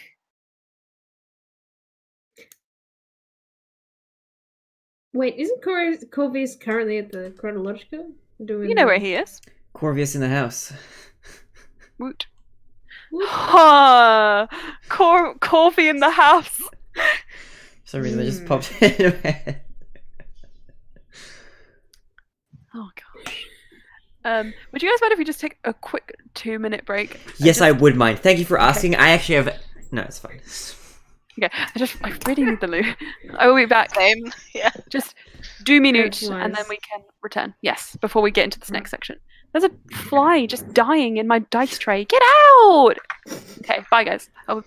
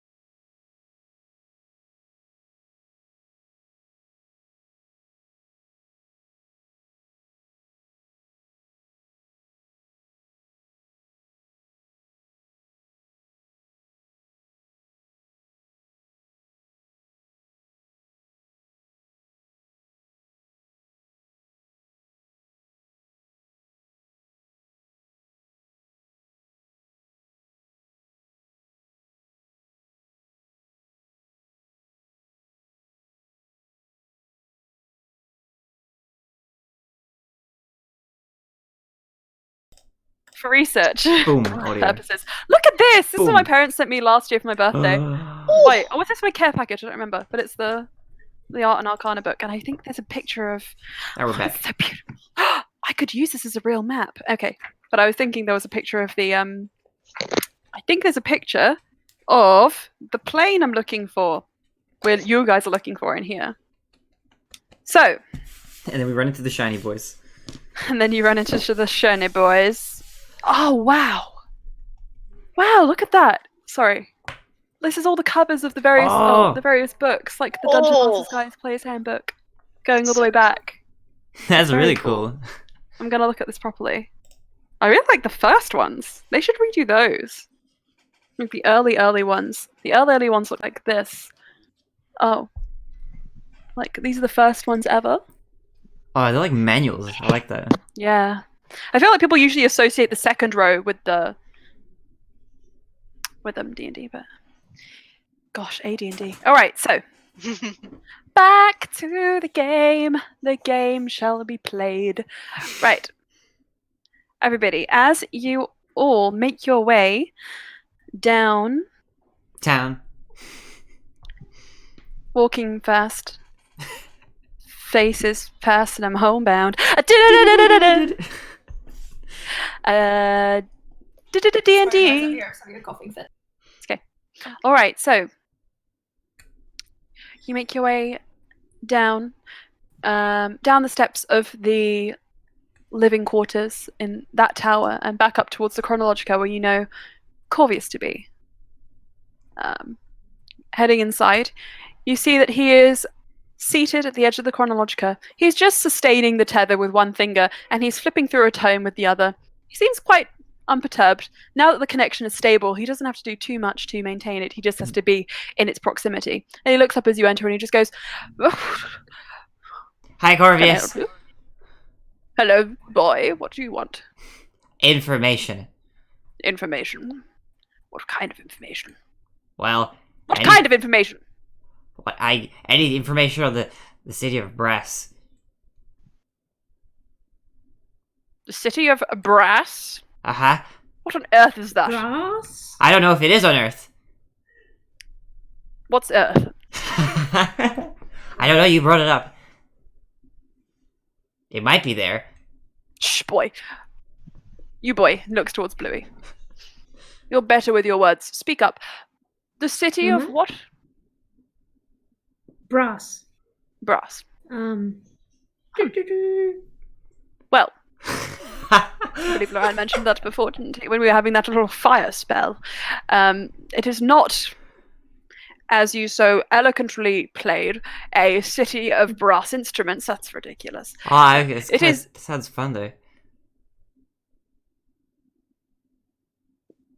It would not be fun. Do you not understand the intricacies are you that not go into brass band, sir? A big brass band. A brass band is an art form. Okay? A city of brass band would be impossible to keep a handle off of. What kind of... What makes you say that? You sound like you're speaking from experience there. Is there something in your past that makes you say that? And I look deeply into his soul. Like an insight check? Looking for the brass player that had his heart and trombone broken. Insight check, okay. Oh my god. Please be I good, have please his be good. backstory. I just came up with it. That's a 16. 16. I'll have you know I was a bard once before I was a wizard boy. What happened? I know a thing or two about brass band. How much? More than I care to tell you about. Well, This is off topic! Well, I was gonna say, I if thought there's you came anybody... in to ask me about the city of brass. Yes, so, we need information. Information. What kind of information? I guess geographical information, anything that could tell us a little bit more about the place Impossible. What do you mean? There is no paper in the city of brass. Well, not paper that is easy to come by. It's ever to burn, it would just burn. True, So there are no maps but of the place. I was hoping maybe there would be some, I guess, accounts of somebody who'd maybe have traveled there and came back to a place where paper wouldn't burn, you know? Like here, and I look around. Like here, paper is okay, I think, right? The library looked fairly intact when I was inspecting it earlier with Cass. Of Louis. I suppose you have a point there. Yes, no, I can, well, I can tell you a little about it. Uh-huh. Well, You've been there? population I have not been there. Oh, how do you know about it? I'm very well read, boy. Like, okay. Yes. Can I insight check that? Is he actually well read, or is he just putting on a facade? Is he trying to come off as Insight more check, well read than he actually is? I'm an avid reader, Neff. She's read a few books. If Neff is an avid reader, then she can have advantage. I think I almost don't need advantage, but I'll roll again. I rolled a 19 and an 18 on the dice, but with my modifier, that 19, which is the first roll anyway, becomes a 27. I know an avid 27. reader when I see them. Whoa. He is an avid reader. You don't Okay, reach this extent of wizardry without it's true. It's scrolling through unbelievable amounts of tomes, scrolls, accounts, true. that kind of thing. My soul and my eyes and my facial expression are just filled with respect for Corvius. And I hope that comes across. I can see that. Well, look, I'm very well read, so I'll pass on what information I can, and if it's not enough for you, well then, you can go ask someone else. Well, Corvius, I'm sure you know as an avid reader, and being an avid reader myself, no information is ever enough to satiate my curiosity, but I'm sure that whatever you provide will be top-notch. Of course. Well, the elemental plane of fire Uh-huh. is incredibly hot, as you can imagine. It's, I think we felt a little bit of it. yes. You can't last too long outside of the walls of the city of Brass if you go there, or so the stories say. Because it is it's just too hot for us to function, us as humanoids. If we're not brought up there, if we don't have natural resistance to it, it's just impossible. But a refuge from the destructive heat of the city is... from the destructive heat of the plane is the city of Brass itself. It is the home of the Ifrit. Have you heard of Ifrit before? Have I? Ifrit, make an intelligence check. Alright. All of us? Anybody or yeah, intelligence. Okay. Anybody who's listening in can also make a check. Not very good. 11. I've not heard of a Freet before, I'm afraid. I haven't heard of them. Bluey, no, I don't think you would have heard of them. 14. No. Yeah. One thing you do know is that any information about the elemental planes is particularly hard to come by. The surroundings, the state of the planes being such pure forces of nature, make it almost impossible to record anything while you're there in real time. You can't map these kinds of planes. You can't necessarily take instruments and materials in, because anything that's made in the outside world is more likely than not to be destroyed purely just by the nature around it, unless it's got some kind of magical protection. And I'm you all can be sure that people have tried, but whoever hasn't made this information widely available, and at least Corvius wouldn't have it at his fingertips. He's telling you what he can, though. And he continues. He says, so, the city of Brass is the home of the Ifrit. Ifrit are a type of fire genie. Uh-huh. So they, yes. When I say genie, a djinn, I mean it in a sense of not of like 3 wishes, haha, 3 wishes in a lamp kind of situation. Corvius, where did you get that? That's a really cute little lamp you've got there. Don't ask questions you don't want the answer to. But I do want the answer. You don't. Okay.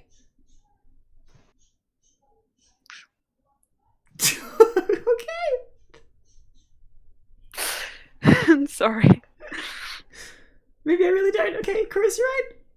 There is a Grand Sultan who runs the city, as far as I'm aware, and he protects it from the smoke and the flames.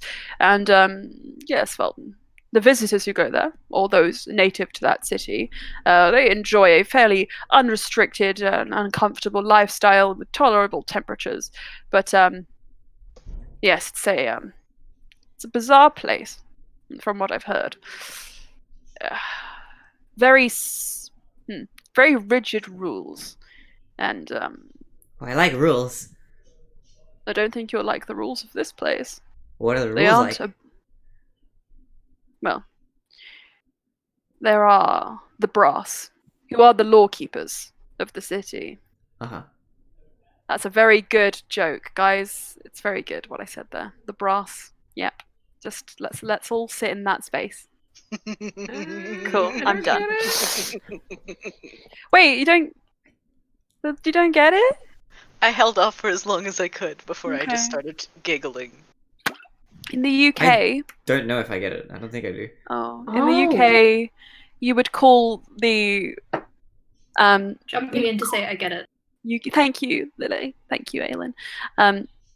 In the UK, you would sometimes refer to the police force at Scotland Yard as the brass because they are the it's hard to explain. I'll Do they explain it play later. in jazz bands? No. Wish they would. Sorry. Yeah. Cool. So I'll stop that there. Cool. Yeah, so they enforce a strict curfew. They, well, as far as I'm aware, they keep tracks on everyone who enters and exits the city for as long as they're there and for a little while after. And I've also heard, and I think you probably got this idea as well, considering its association with heat and fire and fiends. Within the city is also a presence of fiends, emissaries and ambassadors for the Nine Hells also frequent this city. And their lackeys, their workers, their mages. You're more likely to see the latter, mages, lackeys, rather than ambassadors themselves. But if you do see ambassadors and you do decide to go there, you just look the other way. Oh, this place sounds really interesting. Is there? Yes, it's remarkable. I'm not exactly personally fire resistant. If it's really that hot there that we can't have paper without burning, is there like some sort of armor or something we should be wearing if we're going there? Because I feel like I would maybe my skin isn't really that.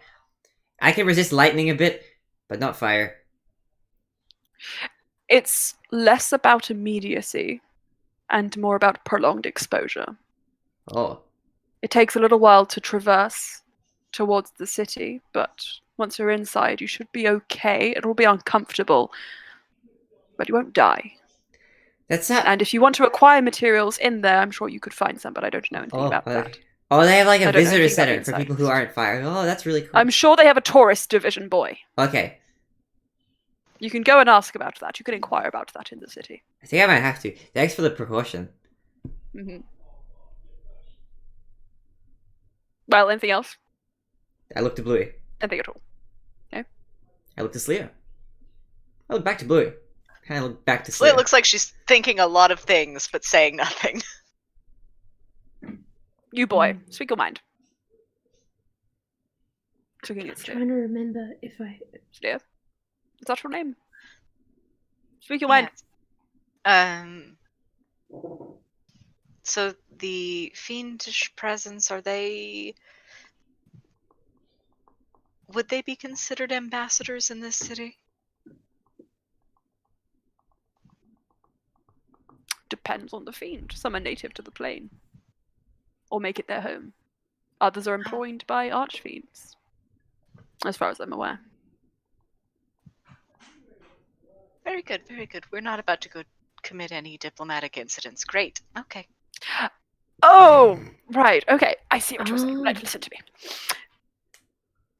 Hang on. I actually need to get something out of my bag. My bag? Book. I'm looking for a map of the plains. I'm looking for a map of the plains. I know that it's in here, but where the heck is it? I'm looking for a map of the plains. I really can't find the map. It's in the back of the book somewhere. Where is the plain map? Okay, there's a map of the plains in this book, and I need to check it before I can tell you. Found it! 300. found it! Okay. So.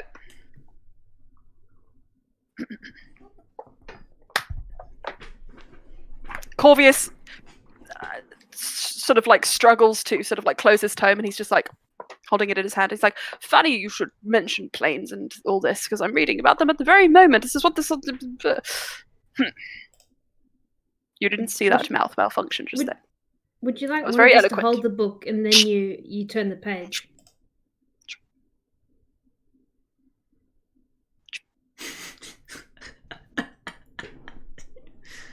I'm very capable. Just because I'm old. I'm wiser that way. How old are As an you? old I'm man. not doubting. How old do you think I am? Can I answer a check? Sure. No, I've got a funny idea, even though it's going to be a worse roll. Okay. Can I history check? Yeah. Okay. I'm This is giving the up. second time Neff is checking his age, by the way. I know. I think I rolled badly the Oh. last time. Has 18. she forgotten that she's already done 18. it? Is this... Casting your mind back, all the figures of history that you know, you kind of linger on the family history, the ancestry of the Dehanes.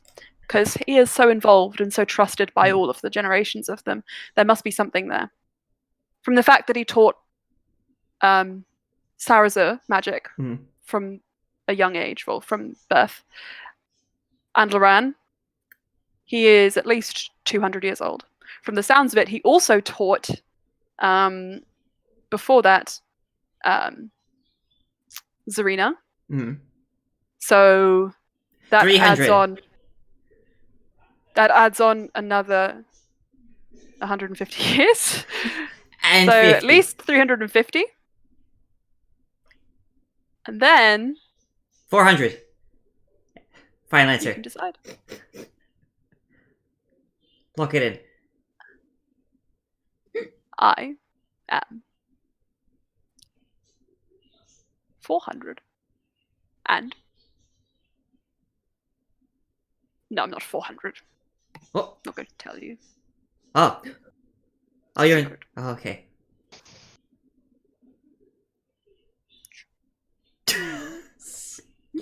I can tell you how old I am in exchange.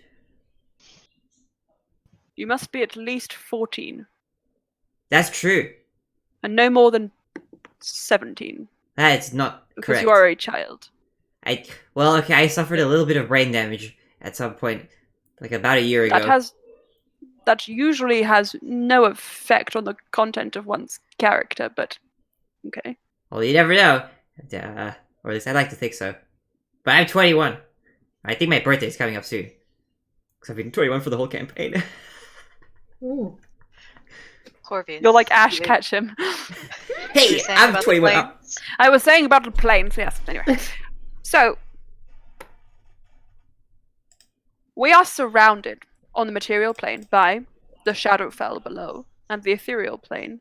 No, the Feywild. You could call it above. And on all sides we have the ethereal plane. Then beyond that we have elemental chaos. But because the ethereal plane surrounds us, in reality, we don't really get much influence, nor do we have many dealings with the elemental planes themselves. So, as far as I'm aware, unless it's specific individuals, if you do commit any faux pas in these places, then not too many people here will mind.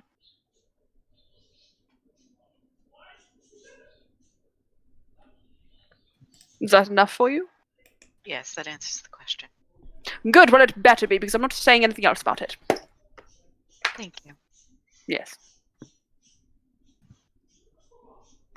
Nor am I saying go and wreak havoc in the elemental plane of fire. Of course. That wasn't the plan, of course not. Are you sure about that? Don't worry, we would probably end up doing that even without instruction. Each and every one of you makes me question the decisions that have brought me here. But I do have a feeling I'm not the first person to say this to you. Have you ever heard the term fire with fire? Have you heard the term friendly fire? Yes. Okay. If you fight fire with fire, You might get burned. You might burn your friends. Be careful there. Okay? Now leave. Because I'm bored of this conversation and of all of you. Can I answer check him? Is he really bored or is he actually having fun? Slea's just gonna Okay. guide Neff and Bluey out. You can insight check him on the way out. Alright, insight check him on the way out. Mhm. That is very bad, but I have a great insight modifier, so that's actually a 13. 5 on the dice. Okay. Insight. He actually could be bored. He could be interested. It's hard to tell. Okay, I am going to assume that he actually is having fun. But I don't really know, but I want to feign like I do, and I nod like, I know you enjoy these conversations. In his direction.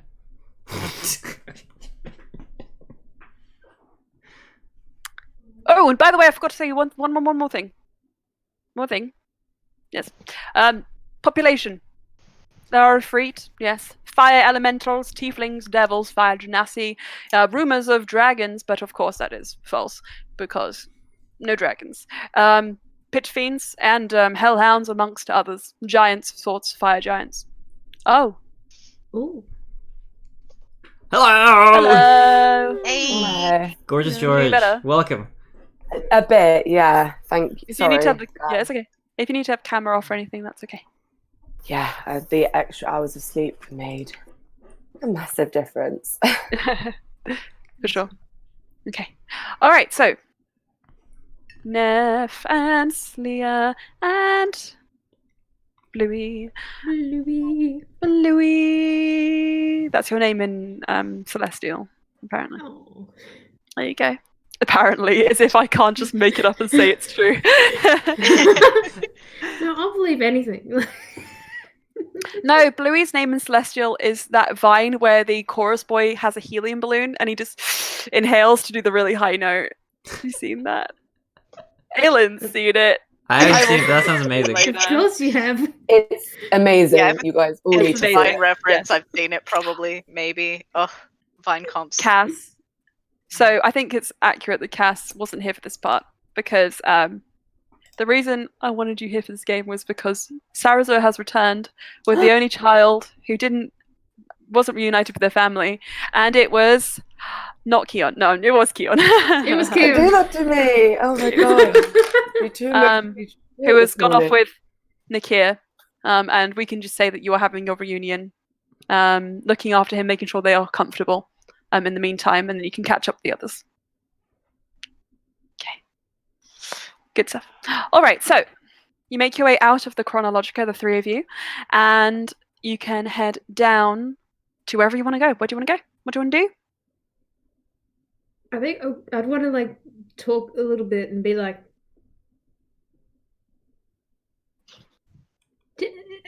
could we have gotten a bit more information out of that, or does Corvius seem like he doesn't want us to know more, or that he doesn't know more and he doesn't want us to know more because it'd be a bad idea for, or like, do you think we'd get some more information in the library, or I think maybe he just can only handle us in small doses. So if we wait a bit, Everybody, maybe we can get more you can all make information. intelligence checks or insight checks. Okay.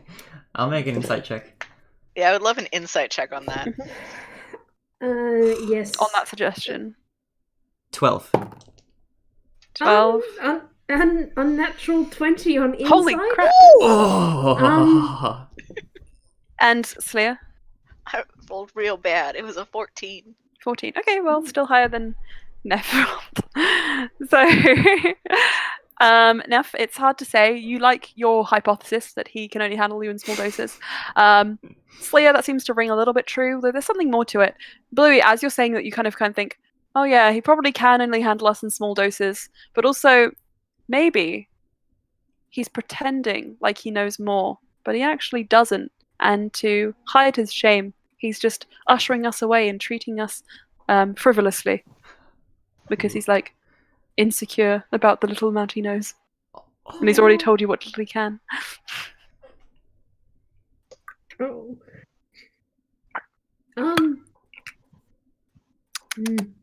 I feel like there is more to know, but he Doesn't. I mean, I don't want to like out his insecurity. Just like He probably doesn't know it. Would be an accurate sort of representation of what you think, yeah, what you're might, assuming. he might not know all that we would like to know.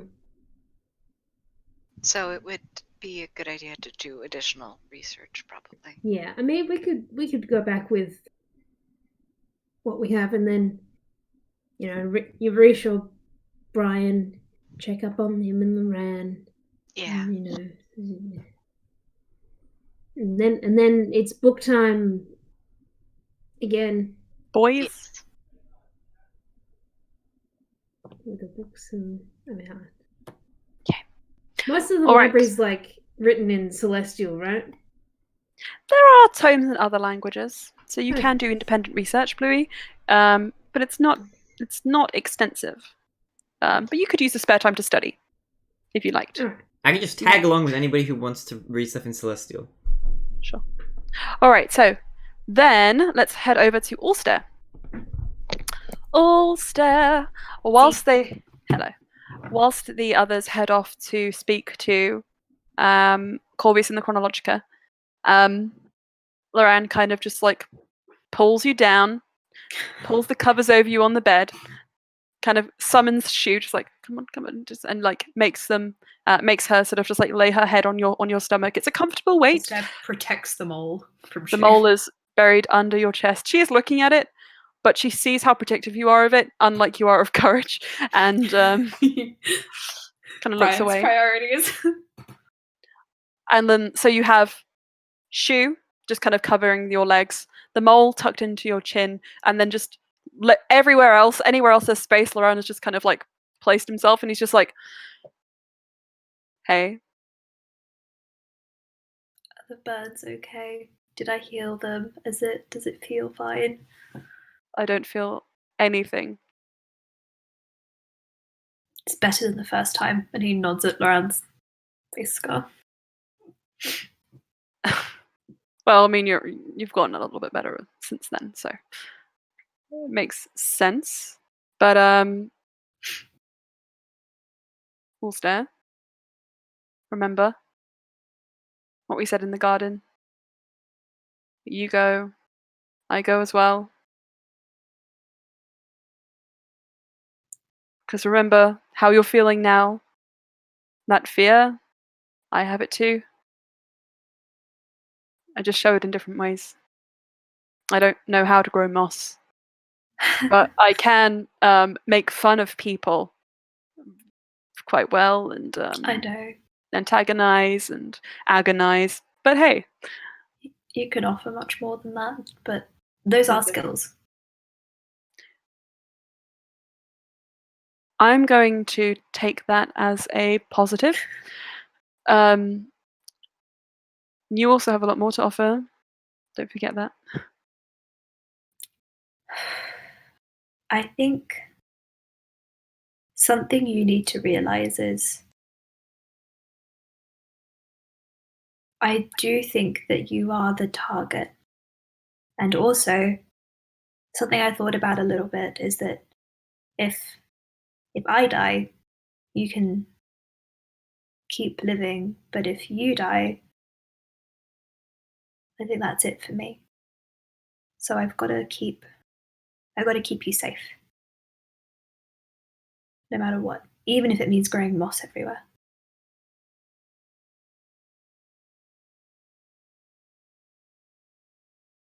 What you think is much of a life, though, if you die? I think you're stronger than I am. I'm pretty fucking weak.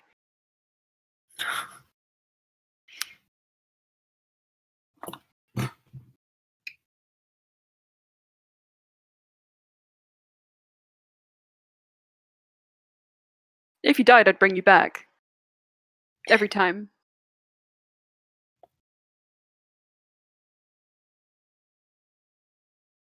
I'd want to come back. Yeah, I'd make you. You don't really get a choice in the matter there. Yeah.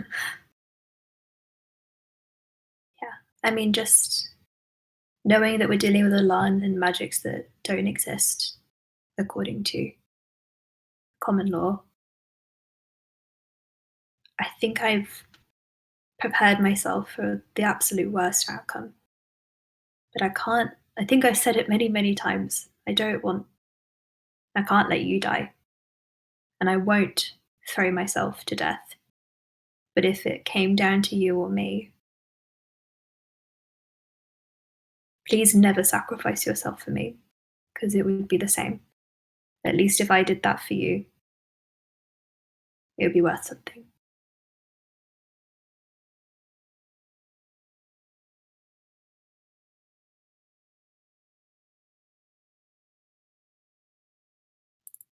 I get you probably really meant that to be a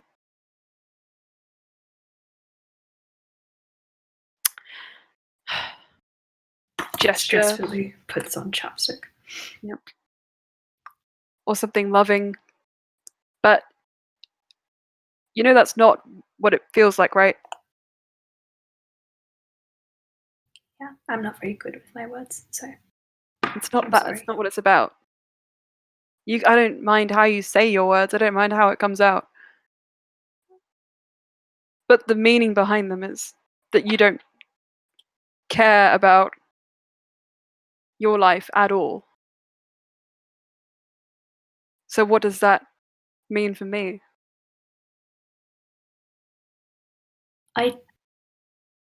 I don't not care. I am happy being here and alive with all of you, happier than I've ever been in my life. I love all of you like my family, and you are my family, Saraza as well. But if I didn't have that, then no, I wouldn't care about my life. I just want to protect it with everything I have.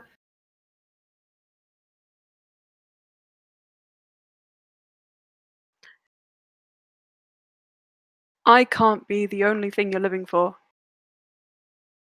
It's too much for me. It's too much for anyone. I want you to live for yourself and let me be part of that.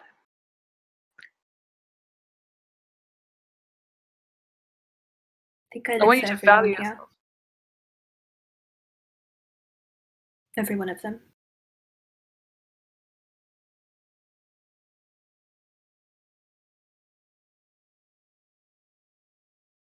Can't you value yourself a little bit more? Please.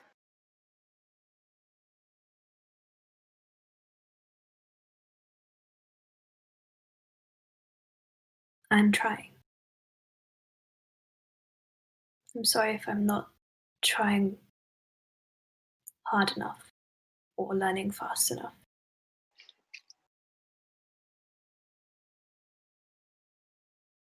It's not something you have to apologize for.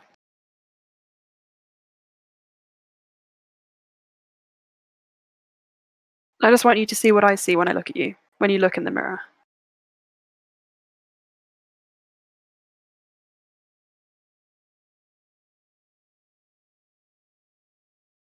Maybe one day. I'm not saying it's impossible.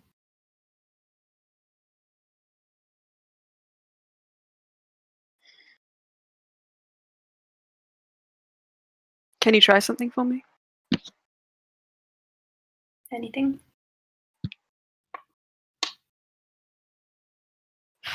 It's gonna sound really cliche. Can you just tell me what you like about yourself? It's like a game. Do they match up? Welcome to Brian's therapy session, everyone. I hope you're having a good time.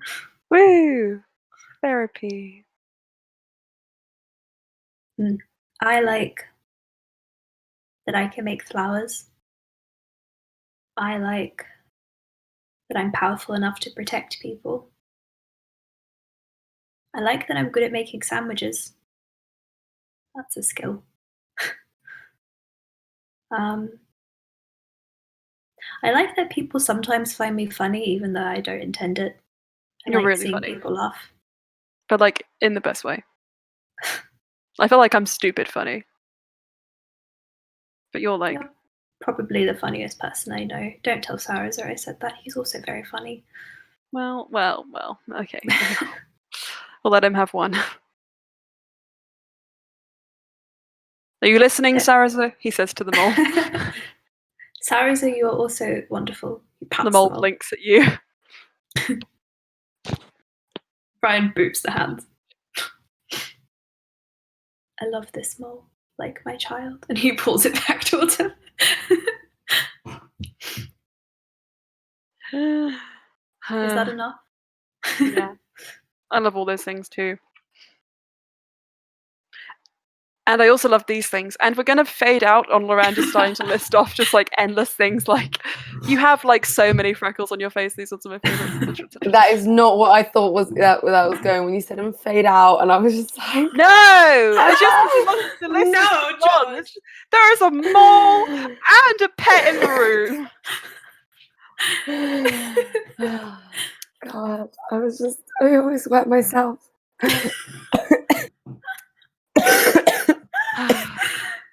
Not the moment, George. Not the moment. It's not a spicy Or is it mood. exactly the moment? George, so Cass, after being pulled aside by Saraza earlier in the day to tell you that Nakia is going to be looking after Keon in a safe place until a permanent home can be established for him. You feel the urge, the need, in fact, to go and spend a little bit more time with him. So while the others break away into their various delegated duties, and Saraza tells you to go and make sure that Nakia and Keon are well settled, and then meet us back here so that we can reconvene. You are off, and Nakia has found his way back down to the sick bay, and he is pulling out just like various like baby accoutrements, things that they would need to. Well, he's not a baby, but he's young. Things that he might need, food he can eat, etc., etc. And that's how you find him. And Nakia just turns around and says, "Oh, hi, Cass." Oh, hey, Nakia. How's it all going? How's Keon? He's good. I think he missed you, and he kind of like has him in his arms, and he passes him over. And the moment he sees Cass you, is guys like, Cass, as soon as Cass sees Keon, she's like, "Come here." he's like, Bass. Oh, Keon, how are you?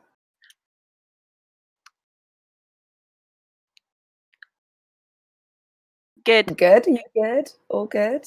Yes. How's it been with Saraza? Has he treated you well? Have you given him a little bit of trouble? Trouble. Like I told you to. Bubble. Oh, he's just so cute. Bubble. So Good. how much time do I have with him before I have to reconvene with everyone? Nakia says, I mean, I feel like you still got about like 45 minutes. The others went off to go and speak to Corvius, and he is, from what I've heard, a something to deal with. So Yes. a little bit of time. How are you feeling? I feel like I thought we ever spoken. I know I made you dinner a couple of times. We have. Like, have we? Well, whenever you came to stay at at the estate, you always kind of were just swept up by Zarina into brunch. So, and I was always busy with horses. So, I mean, just didn't have the time.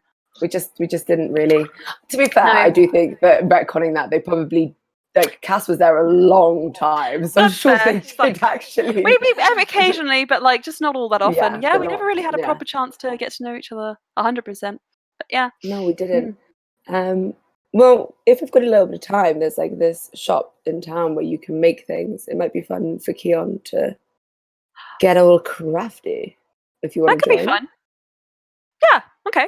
I was actually thinking that this seems like a good place to stay and sort of like make a base whilst you guys are off and doing your adventuring stuff. So, I mean, I don't know if we're allowed to stay here. I know Corvius and I trust him, so. I'm pretty sure Corvius would be, well, he might say that he's not okay with it and give a little grump, but I feel like he would be okay with it. Yeah. I haven't really spoken to him too much, but to be honest, for him to call you boy. Okay. Right. Yes, he probably won't call you by your name at all, but just call you boy. So. Okay, let's go. Let's do that. That sounds like fun. And you guys can go off and start making ceramics. What kind of ceramic are you making this time? Well, what are you carving? Is child appropriate for Keon? Because which ones can he do? They have little ceramic toys, little dolls. They have little boxes, little jewelry boxes, that kind of thing. Small trinkets in the shapes of animals, ornaments. All right, I've got it. Okay. I'm going to get a box Uh-huh. then decorate it with him with Oh. like scenes, like adventure scenes. Oh. And then in the box he can keep, because he's got a little toy sword that I got him. So he can keep Yeah. that, and then he can also keep his dolls if he wants dolls. I'm not going to pressure him. He doesn't have to become a warrior, but he can course. do what he wants. But he's got the box to put all his stuff in. Mhm. But yeah, I'm imagining the box is like this big. Yeah. It's like It's a not little bit more huge. expensive, but it's premium, you know. It's worth it for Yeah. the boy. It's worth it Yeah. for Keon. Yeah, Nakia takes charge of the lid. Keon has like got one side and he's just kind of like stabbing the paint at it, not understanding exactly how it works. And Nakia's just Okay. like, you can do it like that, or do you know how to paint? I'm not really very good. I'll try and show him. Okay. Make I- a I- dexterity check. Yeah, I don't know Yeah, if well- I'm the best at painting, You can certainly but try. I can certainly try. Mhm. Oh wait, that die didn't do me good last time, so I'm gonna roll this one. And I was right too. 21. 21. Good. Okay. Hell yeah. So you can sort of like take the time to sort of like show him the strokes, and he is able to copy you and to pull it off with pretty decent skill after like a lot of practice. There are a lot of just blobs on his side, but you see him beginning to paint something that resembles a stick man after a while. Beautiful.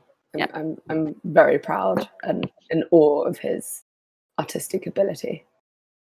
As It's you beautiful. should be. Yes. All right. So you are able to. I'm going to say that'll take you down about 5 silver because it's a big box, I will take that off now before I forget. Cool. and you finish up just in time, and just in time to head back up to the High Solarian. And Nikia says, "It's actually pretty fun. So are you also going to go on this mission that they're going on to the city of Brass?" Yeah. I feel like I also have some extra business in the city, so I feel like I will definitely be going. Yeah. Wow. It's gonna be an interesting one, isn't it? I'm not going. Not- I can't go, but And gotta go no, to of sleep. course, you've got to look after Keon.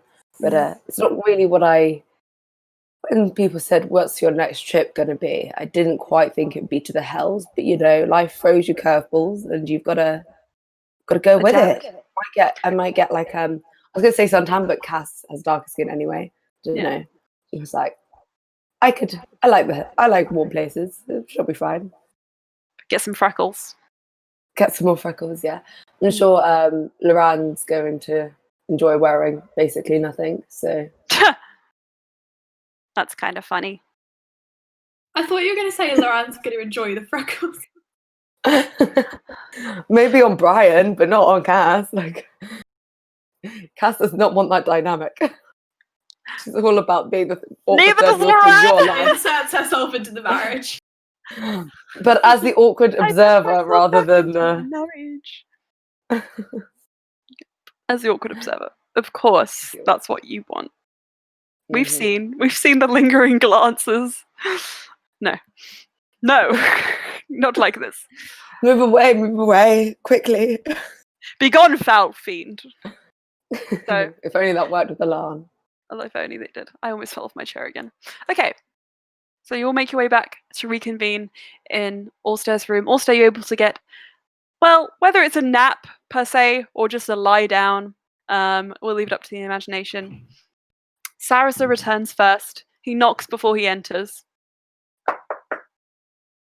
Can I come Brian in? stops Loran halfway through his list. Yes. Sarasa opens the door. Resting well? Brian Okay. holds up the bowl. You can hold on to him. Okay. So comes inside and he sits in front of you and he just says, whenever you feel like growing moss, just give them all a little pat. How's that sound? But I can't break the moss to the city of the brass because it will die. So the mole is magical. It won't just die. I can bring it back for you. Okay? Mhm. Understood. Brian puts the mole in his shirt. You just feel little pats from the hands. Okay. Happy. Ryan kind of looks at him and is like, what can I give you to make you happy? Like the mole makes you happy. Easy. And he hugs you. Sarah's like, I am in the room, but I don't. Okay. It's a hug. I could It's a have asked hug. for something else, but you were in the room. Brian's continuing his winning streak of the swim trunks against Sarah. Should I leave? I think Maybe the others- Sarah's Do you want the to hug awkward Sarah's? bird. Sarah's, I would like a hug, Sarah's. Brian He extends looks at the Loran. arm. Loran kind of just like slips down and is like, Hug. He makes sure he is not even like close to Loran. It's like Brian waits till they're close and he smushes them together. Ah! No. And this is Yes, probably when my everybody brother. else walks in, and you just see this chaos pile on the bed. Just there's mole, there's shoe, courage is flitting around the Shoes ceiling. sit on them so they can't move. Oh my god! And shoe is like immediately on top of the two of them, and they're just like, Now I'm very happy. this is for the greater good. For the greater good. They're both just like, hello everybody else. We are crushed, but I'm sure we can still have a fruitful discussion. I don't speak for him. I don't know if this is gonna work. I'm upside down. Oh hello. And he's like, because he's under Sarah, so he's like looking at you. But Lost to anyone? everybody's in there. Yes, Just please. you can reply if you want to speak to. You have all reconvened. I'll assume everyone wants it. I'll have some tea. Yes. Thank you so much, Brian, for making it. It's okay. I had lots of extra moss, so So You guys make tea out of moss? Is that possible? this is fantasy. fantasy. Fantasy. Okay.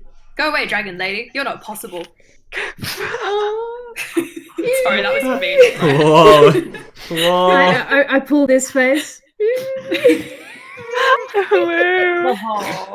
Ew.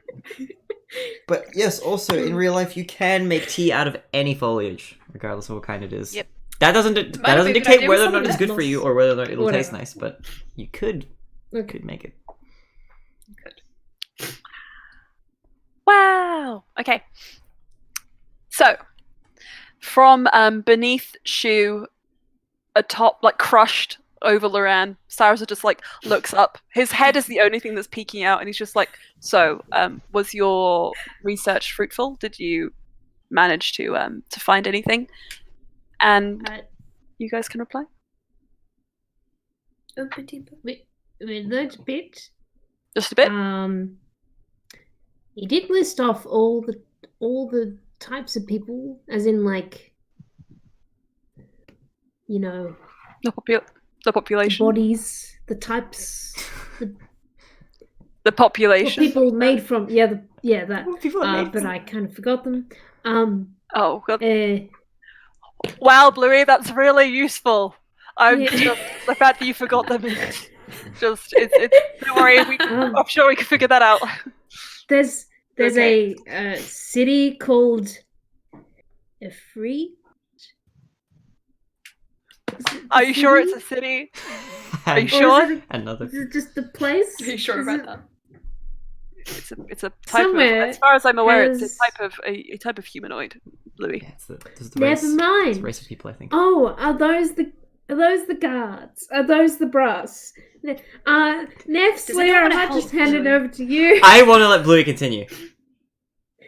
Leah, do you Yeah, want let's to help let Bluey? Bluey continue, okay? Bluey, you're doing Leah, really do you well. want to help Bluey? Hey guys, Brian just reaches out to pat Bluey's head. This is actually the best decision I've ever made. Ow. There's okay. They got a lot of rules down there. I guess that sort of comes along with the territory of fiends wanting contracts, because if they don't have the contracts, then they don't do the thing. So, like, well, it's probably they want to know all the conditions. Yeah. They want to read the fine print, right? Yeah, they want to be sure. Yeah, that makes sense. You wouldn't want to just, I don't know, sell away your soul on a drunken whim or anything, would you? That would be kind of bad. No one would do that. No one in their right minds. Nobody with any intelligence at all. Is Cass in the room at this point? You were in the room where it happened, yes. Cass is just like, if you could, Cass would fade to black, but she can't, so she just sat there like. Would you like You some can have moss? those like anime lines. Just You can like have some moss. Cass takes Emma the the moss God and just puts says, it on her Brian head. puts it on her head, yeah. You may have. Okay. I'm guessing that there's a Grand Sultan in the city. He kind of like protects the city's citizens, and I think if they're like pretty obedient to the rules, then they don't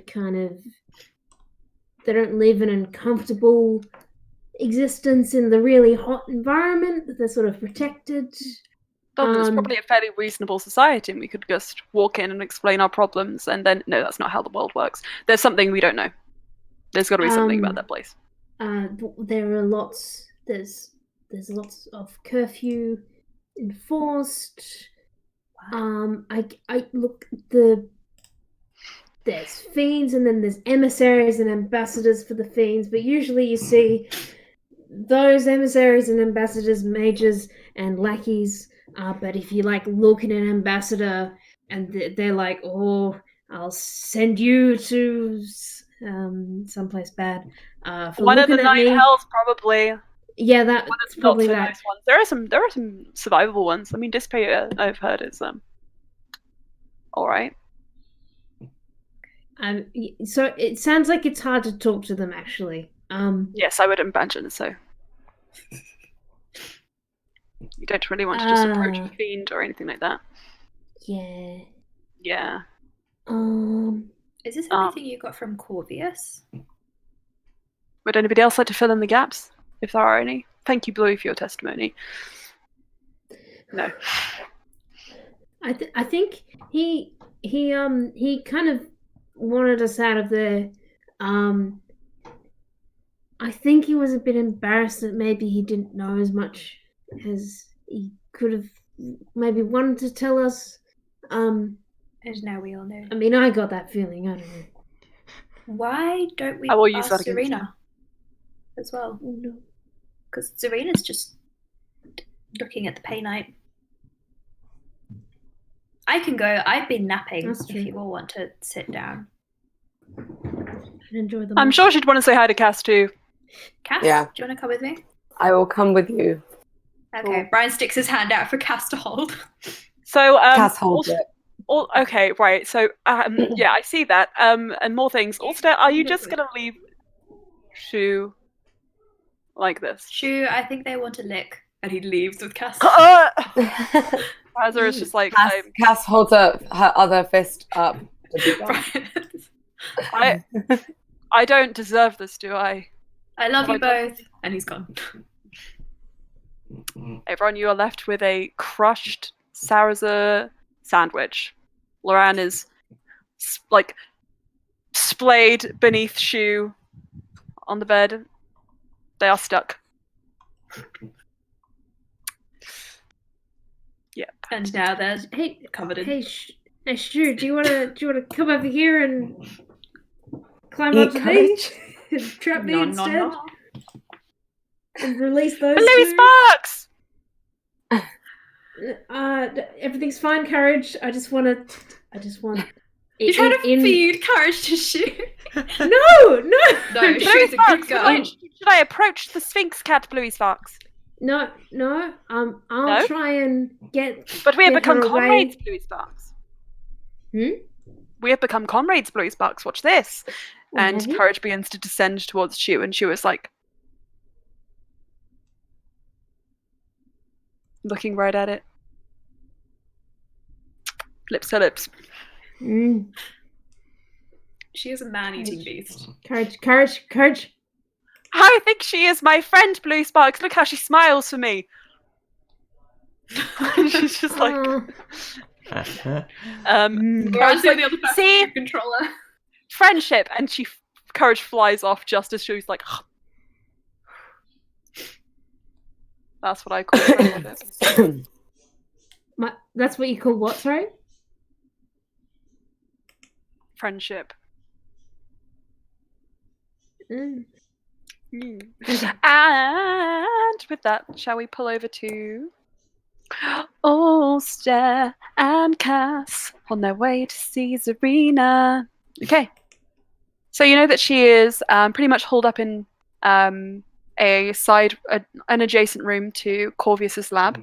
So you can head over there, Ulster, knock on the door, and you just hear a "come in." Okay, imagine just Brian's head pops up the top and Cass's head pops in the bottom of the door. They're just like, And the moss is still on her head. Oh, hello, loves. Come in, close the door behind you. And you see inside the room, she has set up a circle similar to the one you saw in the Feywild, which was holding Cruel, except the sigils are different. And she's just kind of like drawing it into the ground around the Paynite. She seems to have been working on this. It's fairly large and very intricate. So you get the impression she's been working on this for a while. And she just says, "Don't mind me, I'm just working," kind of making sure the circle is undisturbed. What brings you here, my lovelies? We have some questions about the city Seek your of knowledge. brass. Yeah, The city we of- seek your knowledge.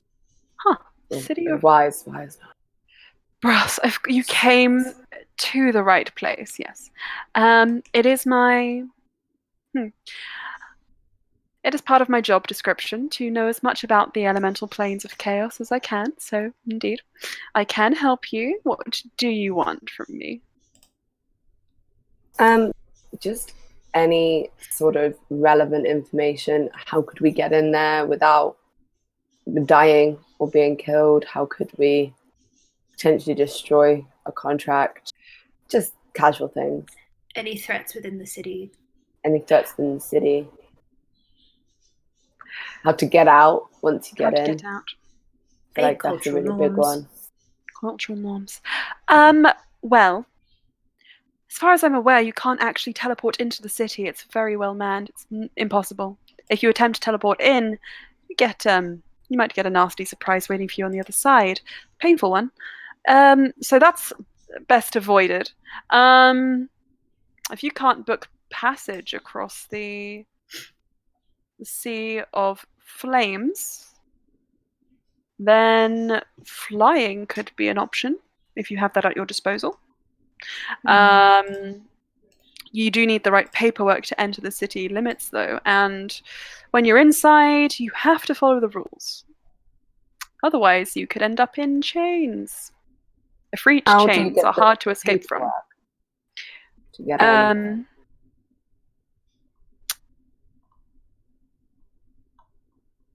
She stops drawing her circle.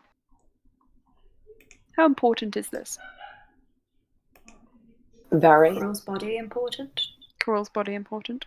That came out wrong. Carul's various shells that he will go into. Important. I understood you, don't worry.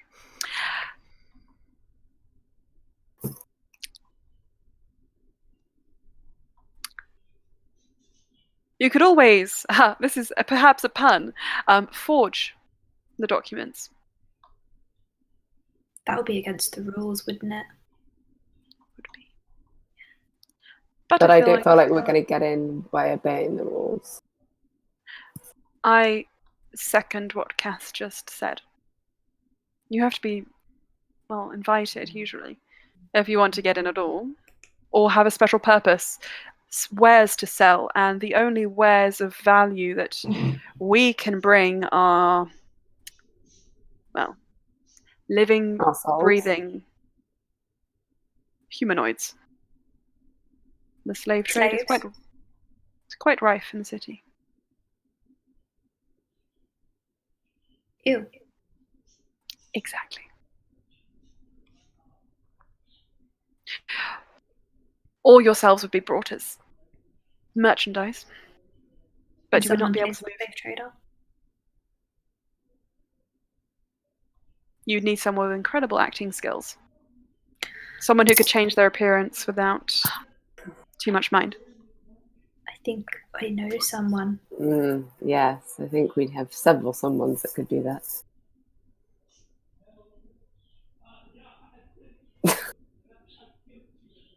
Do you know what the documents look like that we could forge them realistically, and where we could get them forged?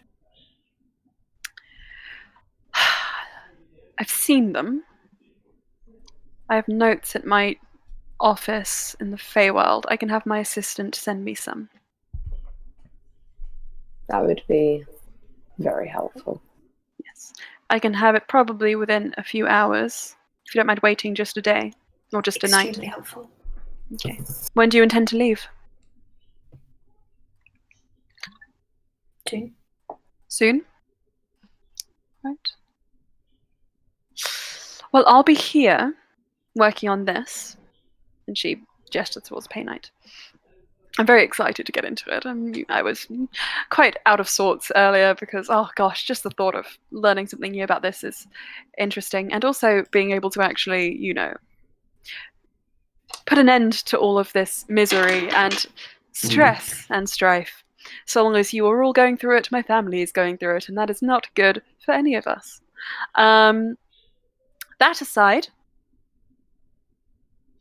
I will do my best to procure these documents for you. But it might be worth beginning to curate some kind of cover story. And if you have any more questions about the plane, I am here. I mean, I do. You do? Go for it. You, Tell me. you know that I've been trying to get out of Oh, I do. the deal that I have Yeah. initially made. Oh, so foolish. So foolish, yes. So foolish. How contracts and destroying them and getting out of things, how much do you know, and also how much of that does that seem like the best move I have to literally save my soul? The only way. And do you know how to destroy them? Well, I'm assuming they're not we've just discussed literally a this. piece of paper. We have discussed this before. You've brought it up many times also during your apprenticeship with us at the estate. But I'll reiterate. I'm just saying. I'm saying that because you probably would have discussed it. Yeah. I will just clarify for you. I do not know the process. I know how you can make a contract with the Archfey and then eventually work for us if you want to maintain your magical abilities after your first contract is gone. Oh yes, Cass has no natural magic. Sad. Wow, Ulster. I have my charisma, Ulster. I'm very charismatic. Some might say that is magical. How You good are are you magical, in music? Cass. How good You're are you wonderful. in music or performing or that kind of thing?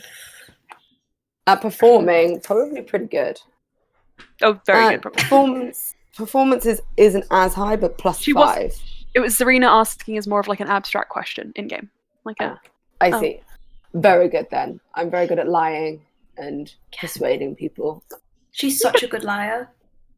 Brian's Yes. trying to hype Cass up. It's not going well. Yeah, Cass is like looking at Brian like, She squidges your cheek, just holds onto it as she looks towards Cass. So, oh, you're a little bit taller. Anyway, beside the point. Every day. Squeezes it harder. Cass. There are other magical avenues you could pursue. You could come here and learn magic from scratch, although I'm sure that would be a bit of a downgrade. I think the Archfey are pretty pleased with what you've done with us and would be willing to offer you position. It is an eternal position, much like the one you hold now, except you would not be going to hell. You'd be coming up to the Feywild forever and going to the Unseelie Court at the end of your life. Well, that sounds much better than eternal damnation and just burning forever. It does sound that way, yes. It doesn't look great. So I would be, and I trust you and the Archfey, whilst I've not had direct contact, have been good to me. So that would be much better. Exactly. So that is what awaits you. Alternatively, you can pursue other avenues. But I will say, I know how to make those contracts. I know how to get you to and from the place you need to be. But destroying the contracts is a whole other matter entirely. There is a business for it, though. I'm certain. Down in the hells and the elemental planes. I'm certain you could find somebody who knew more information. If you could get an interview with a ambassador to the Nine Hells, they might be able to help you.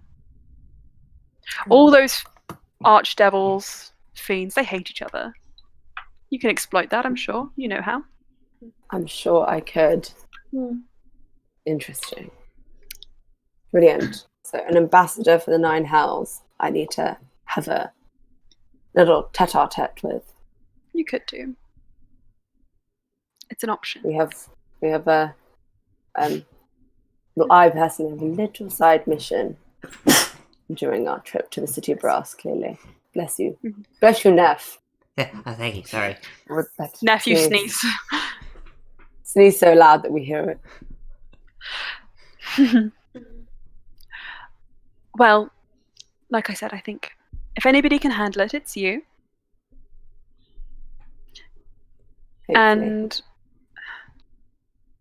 you know, if I had the time, if I had the opportunity, I would come with you on all of these things, and I'm certain I would make your jobs far easier.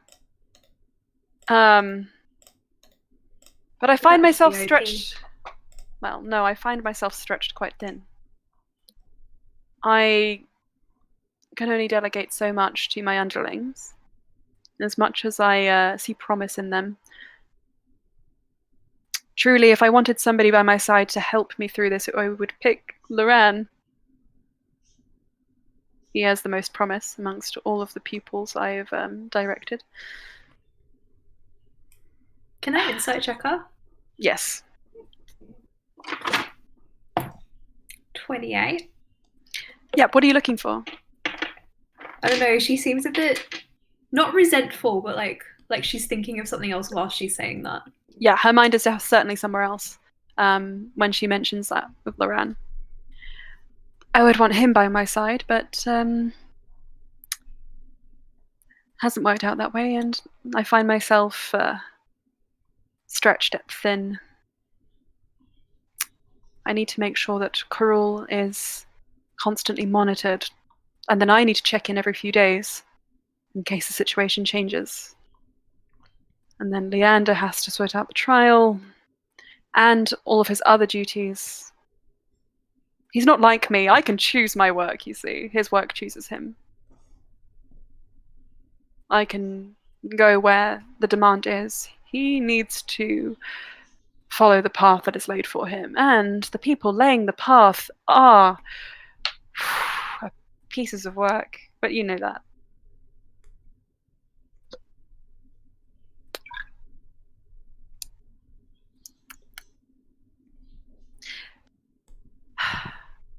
But I'm here, and I'm making this circle. Do you know why we use... doing a marvellous job. Thank you. Do you know why we use circles? It's quite interesting. Have you ever tried to stitch without using an embroidery ring? Never stitched. Oh, Leah goodness. does a lot of stitching. Cass is like, nope. Okay, it's just the analogy they used when they were teaching me, okay? I like clothes. I love clothes. I don't know how to make my own. I leave that up to other people. But this is the analogy they used, okay? Just follow along. If you stitch without using an embroidery ring, it's wrinkled, doesn't look very good, won't last as long, doesn't have the desired effect, right? If you use an embroidery ring, the thread is taut, the design lasts longer, it looks better, works better, suits its purpose. Magic is the same. You understand? If you don't stabilize before you use, it just gets messy, tangled up. If you make something like this, if you use some kind of material, place it in a circle, everything is nice, easy to work with. It's like preparing the surface. And I need to do that Makes now. sense. Yes, I need to do that now, and I need to prepare so that I can work on this paint for all of you. Small steps, but they lead to a bigger thing. But important steps. Exactly.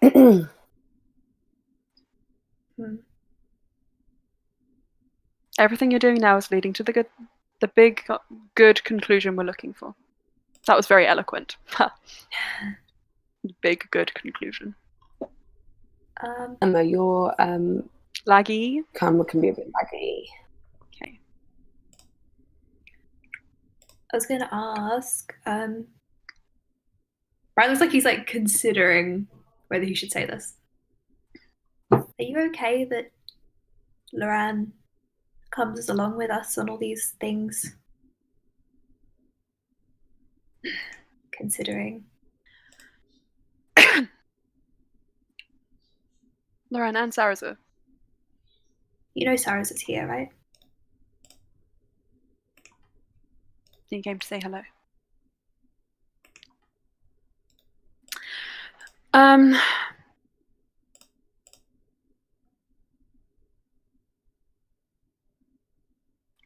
So, I have mixed feelings. Very mixed feelings. But it is not my job to keep them. My job was to raise them and make sure they could become the best people they are now. And I think I've done that. And I'm here if they need me. But at the moment, until they reach out, I don't think that I have much to offer them. Sarazer is fiercely independent. I think you know that much. And he has been for a very long time. And that's okay. When he took Loran away from the Feywild, he stepped into his own life. And I don't want to pull him out of that, ever. Loran took a little bit longer for him. But he found you, and found purpose.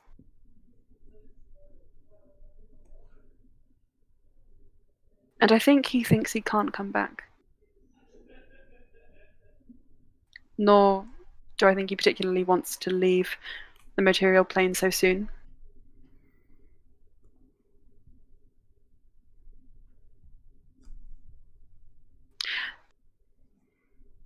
But one day, if he wants it, there's space for him at my side. Besides, if he really wants to take over my job, he's got training to do. I'm not just going to let him rise through the ranks because he's my son. He is exceptionally powerful and talented. I know. But so am I, and I have high standards. And he knows it. Mm-hmm. He does know it. We'll bring him back to you. I'm sorry that he comes along on these things. I mean, I don't regret anything, but I do regret that part of what he's been drawn into with us and me. And I think maybe it would feel better if he was safe, but at the same time, having I think him with us Loran would is have relief. found. I think Loran would have found his own sort of adventures, which would have been risky, even without us. Maybe not Carol level of adventures, though, as you were saying with No, Atlantis. maybe not. I'm sure you would have found another Yes. demon to make a deal with, and it wasn't a lot. Anyway.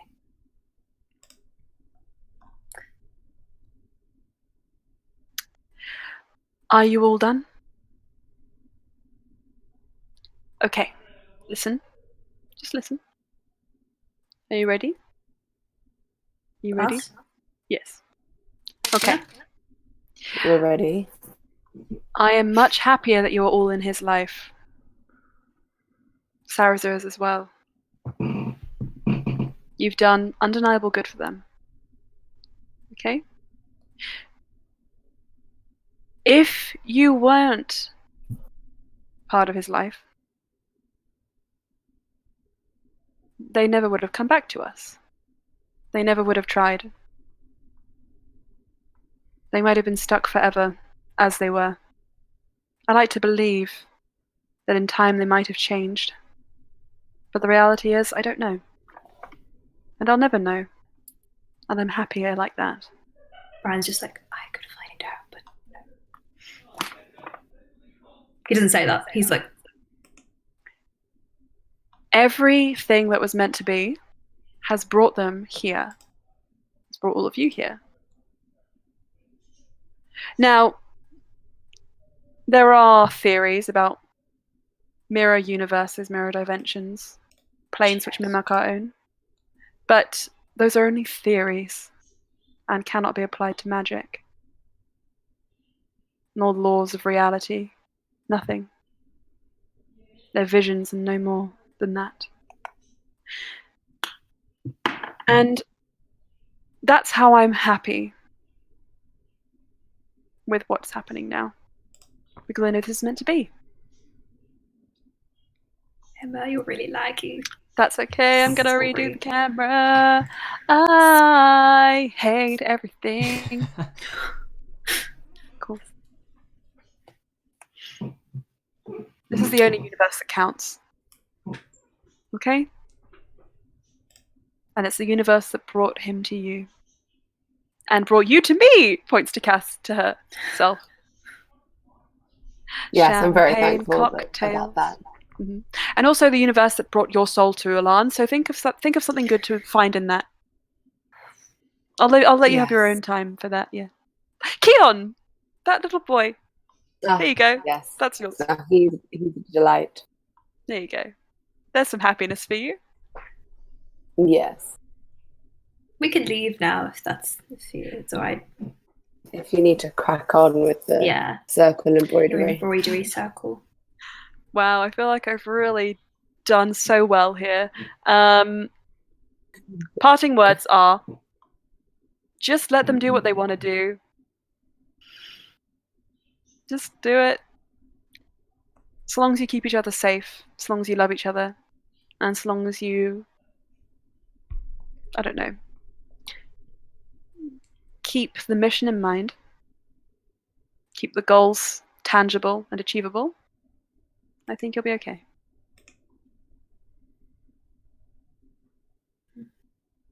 Bye-bye. Love you Bye-bye. both. Goodbye. Goodbye, Zarina. Yes.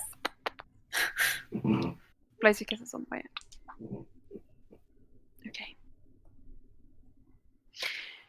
So, everybody inside the room, is there anything you'd like to speak to Sarazer and Loran about?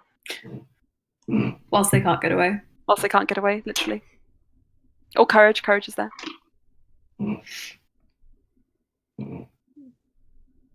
If no, you guys sit in a I think uncomfortable Blissful silence. silence. I would want to offer not only the moss tea but also to try again to get Shu off the both of them. She's just looking at you like, Good shoe. Slay would Is, like to like- pet Shu. Very good. Very you good pet Shu. She is content. She purr. Super. Sarazer's just like, yep. Loran's just like, yep. From upside down. Shu, I can't feel my legs.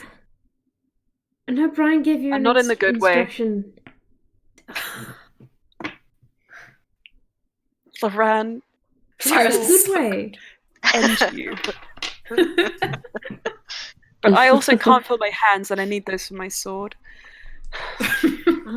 Right, could I Please. roll an animal handling check. You certainly can try. Does that work for Shu? This is the best situation. To try and If you think I'm try not and drawing this, yes, you may, Louis. beckon her over. Mm-hmm. Come on. 12. All right. This is really nice tea. She eats you. She shoos you away with her paw. Okay. She's okay. fully sentient. Doctor. What you gonna do?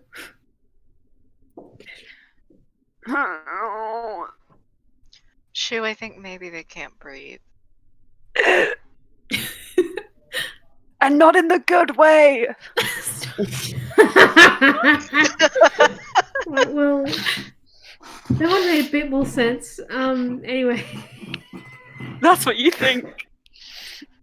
Granted, I mean, this is keeping them from killing each other, so this is not. No, please. No, do it. She, please. Slayer, try again. Help me. He's overreacting. I can breathe just fine. Well, if Loran is overreacting, then I guess Shoo needs to stay put until man comes back. Also, you hear a message in your mind as you're walking up the stairs. Also, please come back. Shoo, she's too heavy. She's too heavy for me. Ulster slows his pace ever so slightly. No, also, no, you don't understand. You see, I am crushed. I love you. It doesn't say anything else. Figuratively. Cass notices the slow and pace and goes, "Do you want to go grab like a drink or something before we head I think back?" we could stand to get some more water for the tea. Yeah, I think that's a very necessary diversion. That's really funny. Do you I want to get a drink or something? Disgusting. Yeah. How come you slowing down?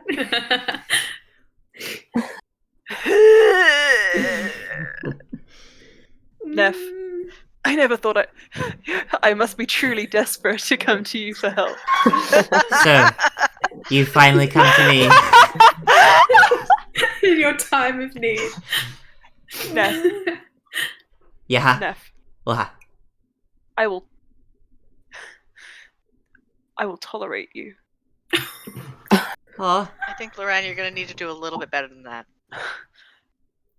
Yeah, that's my daughter. So just think, use your words. I could still elbow you in this position. Okay, right. I'm trying again. Okay, Neff, I will give you a fun hair color every morning. that sounds Not fun. one that I choose, one that you find fun as well. Not just one that I find fun. Okay, I like the collaborative effort. Well, yeah, I suppose it could be like a team building thing, but I really can't feel my leg, and it's uncanny now. So please, I'm sure he's fine. you can pull me out. My ears are very strong; they won't pop off if you just hold on. Pull and just you go, by your ears? I mean, okay, I'll give it a little bit of a yank. Let's see. I'm. Magic. Hey, Neff, you Magic. could I just do start- a medicine check to see if his legs are fine. I just Oh, start no. lightly pulling his Slayer, ears. you're too smart for your own Oh! good. Well, Oh, that Slayer, might- you're so smart. You're so smart. I bet you can't do some kind of teleportation spell or some kind of levitation on this cat. No. I pull on Loren's ears. Ah, make a strength check. Oh, no. Oh, it's not too bad actually, but it's a -1. That's a 14. Okay, my How does head- this- I- how does I this was feel? caught in my... Oh no, no. That I've wasn't heard this right. relieves pain in some circumstances. You should never Oh. speak of this again. Release me. I let go. If medical knowledge strikes again. I will pull This is your ears. Neff's medical knowledge is like folklore that you hear. If you pull your ears hard enough, you can get rid of headaches. It's a fact. It's like Panadol. Slayer, you could stop this. See, I've heard that so what I was thinking was if your legs really are sore and hurting my or anything like that, right? If you distract the brain by pulling on the ears, the brain forgets that the legs have any problems and they go, the ears. Neff, Try. listen to Let's me. try one more time. Okay, move your legs as soon as I Neff, pull. listen to me now. Go. The random I start pulling. version of that if you really You're- wanted to. Hmm? You're not there. Neff, Yeah. listen to me. Okay, move your legs on the count of 3. No, 1, you're not listening. 2, yes. So, your relationship with Ulster is constantly walking a fine line between friend and foe. If you pull my ears off, or you do anything that will hurt me, he will come for you with a fiery vengeance. I've seen it. Hey, Neff, I think you know what that Uh-huh. means? That's a signal from Loran to just leave him to his fate. No, oh my god, no. Everyone's turning on Loran. Emma, You know what, Celia, maybe you might be right. Are Loran or Sarah's shoulders visible from under a shoe? Only Saraz's. Okay. I'm Saraza. I think this is Sarah, what if I got you from under the arms and kind of pulled horizontally? I'm quite comfortable, but I think it's up to you. I mean, if you got out, Well, then my hand again is actually hurting. it's more of my whole arm now, but yes. These boys are dumb. I want to get them out. Blue wants to get them out. Can I try Attack Sarah shoe. first? You may. From like that. Alright, you save Okay, make a strength check. Sarah's life. I'm gonna try to save Loran. Saraza has actually already used his phase step to get before off screen, because of chronologica / teleportation things. But Loran has, as far as Just you're aware, not. He Is wants this to a be general dramatic about strength check? Strength check, yes, please. General strength check at your service. I am the image of a modern major general. This is 12. Strength check. 12. it. It's what I rolled in the die. Oh. A 4. You pop Sarah's shoulder. Oh! Oh boy. Make an attack roll. No, you didn't get. No, you didn't get a natural one. Otherwise, I would have. No, it does look like it hurts, but he is not in pain, and that is, I think, how you find them, Cass and Ulster. Saraza is just like half wedged, slightly pulled out of between Shu and the mattress, and Loran is just completely like neck only popping out. Head is just like, hi, please. How are things? I can't feel my legs. I think they're dead. I think I might. I think I might not be long. I think Brian goes over and crouches down and he boops Saras's nose and then he leans over Loran. No. I'm better than him. You married me. Boop my He gives nose. Loran like an upside down kiss and then says, "Off you go, Shu." I'm free. Ooh. Wow. You've made all of you in this room have made an enemy today, except you, Ulster. All of you in this room have made an enemy today. You know How are the not legs? the wrath What? I will enact. Well, actually, nephew tried and failed. I was trying really hard. Yeah. Sometimes he is Celia. a red. Oh, I kind of Celia. wanna. Brian starts approaching Loran like ready to pull his ears. I think my efforts were misguided, but please know that my heart was in the right place. He reaches up. And I promise as a cleric, I know exactly where that's meant to be. You pinch the I ears. thought if I got Sarah's out Yes. first, then he could help lift. Anyway. Sarasa says, no, I was mostly fine. He's just kind of like flipping his hand around like you do when it's like numb. I'm Sarah's mostly is very fine. tolerant. Medicine check, Sarah's. Did you say that to Loran? He's like got an arm around Loran now. He's like, it's okay. But I'm not. Don't compare me to him.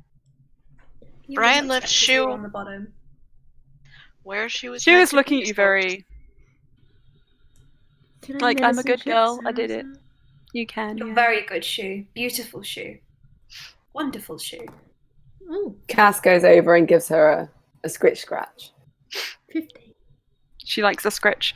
Bluey, you have a surprisingly decent medical knowledge when it comes to dead limbs, and it's alive. It just needs some like time for the feeling to come back. You can like prod his forearm, and he is like, "Thank you." It is a little bit numb. The sensation is beginning to come back. Ooh, what a then feeling when you're being pulled by a tiefling. By the ears. There is a moment of silence where there is just like various massages and ear pulling happening and shoe scratching. And then Loran is like, okay, now that I'm free, what did you find out? Anything at all? We came up with an idea. Cool, plan. So because you and Cass are so good at acting and Uh-huh. deception Mm. and putting on a show, Mhm. we thought that you two could pretend to be slave traders and trade us into the city. Well, that's a Because good that idea. seems to be one of the feasible ways. Yeah. In disguise, of course. What kind of what kind of disguise? Like maybe one of the native population. Okay. Cass, what are your thoughts? I mean, I think it's the best we have. We're going to get some documents forged. Forgery. And then, yeah, try and bust in. Kill a body. Kill a contract. Bust out. That seems like the best we can do right now. Without being actually slave traded. Yes. If we just walked in with our humanoid bodies, people would get real thirsty for them. Yes, they would. So we need to be very careful with that. Make sure no one actually gets slave traded, and that would be not good. Considering how much stress it was to deal with the sisterhood, and all that jazz.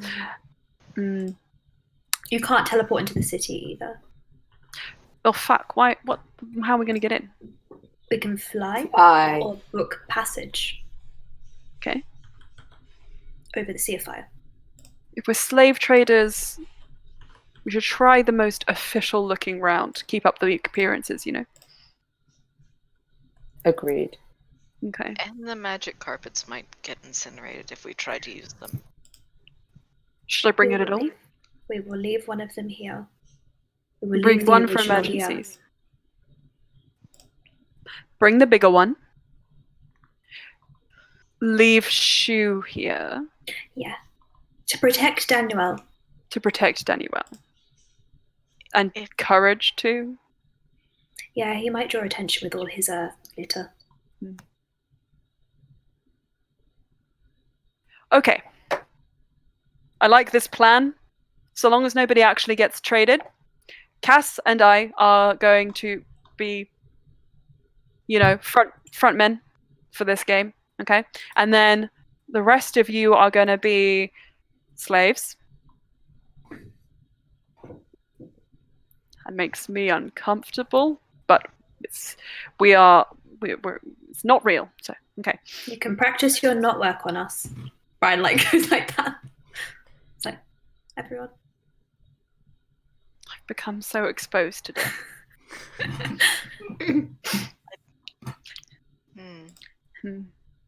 So that and then I can teleport us in to a location if you give me one with the teleportation circle, and we go from there. Sound like a plan? Sounds very good. It does. Will we all Cool. have to be disguised? Just Cass and I think. Maybe we should find out what the slave trade is usually, because if one of us is an unusual species in that plane, he looks at Bluey like you in the Underdark. Maybe it will be We don't want you to be really tasty looking slaves. We just want you to be average. Ugly slaves. Yes. I can grow moss on us. That's not a terrible idea, Your moss can't be burnt away by flame, can it? Because it's magical. Not in the same way. I believe it can, but it won't necessarily be as quick. It won't wither. You'd have to actually throw it into the fire, I think. Okay. On our travels across the material plane, we encountered the mighty moss men of the southern realms. And we have seen the tremendous magics and skills that they have to offer, and we are going to sell them for a high price at the market. Sound like a Nice. plan? That's good. It's not real. Yeah, it sounds terrible, but good. Just like the Mossmen. It's not The real. Mossmen aren't real. They can't hurt The you. Mossmen can't get The you. Mossmen. Okay. No, everyone's fine with being covered in moss, right? No one's claustrophobic or allergic to moss. I love moss. The tea tasted really Wonderful. nice. Okay. Good. And I know a knot where if you tie it around the person, you can actually have a release so that you can get yourselves out of it without it looking like you can. Don't think about that too much. But I will show it to you, and then we can practice, do like a practice round, and then off I we can go. show you how it works. Again, sure don't that- think about it too much. But Are we sure that I'm stay in character. Celia? I feel like it's less likely that less believable with knots and not shackles. Magical rope.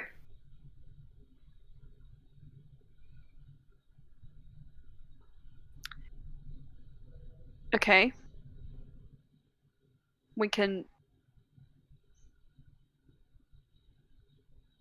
We can see how that goes. We can start with rope, and then if they offer us, I'm just worried about it being so hot that the metal gets hot and then you'll burn. Well, we could say that the moss men are just like very Weak. placid people and weak, so that they don't need chains because they couldn't get out of rope. And we love to serve. And that, yeah, they're just very willing. I don't know. They've- I mean, if we're lying about Tropical them climate. being moss men, maybe we can lie about that too. I think we're gonna need to come up with something a little bit. I believe Maybe in they're enchanted allergic rope. to metal, and we didn't want to damage them. It damages the quality of the moss. If And you also, damage you our can moss, control that. You can make it Yeah. look like it would damage it. I can. Yeah. So then we don't want to ruin the stock. Laran literally gags, and he's like, "Yep, that's a yes." Okay, I think this is a plan.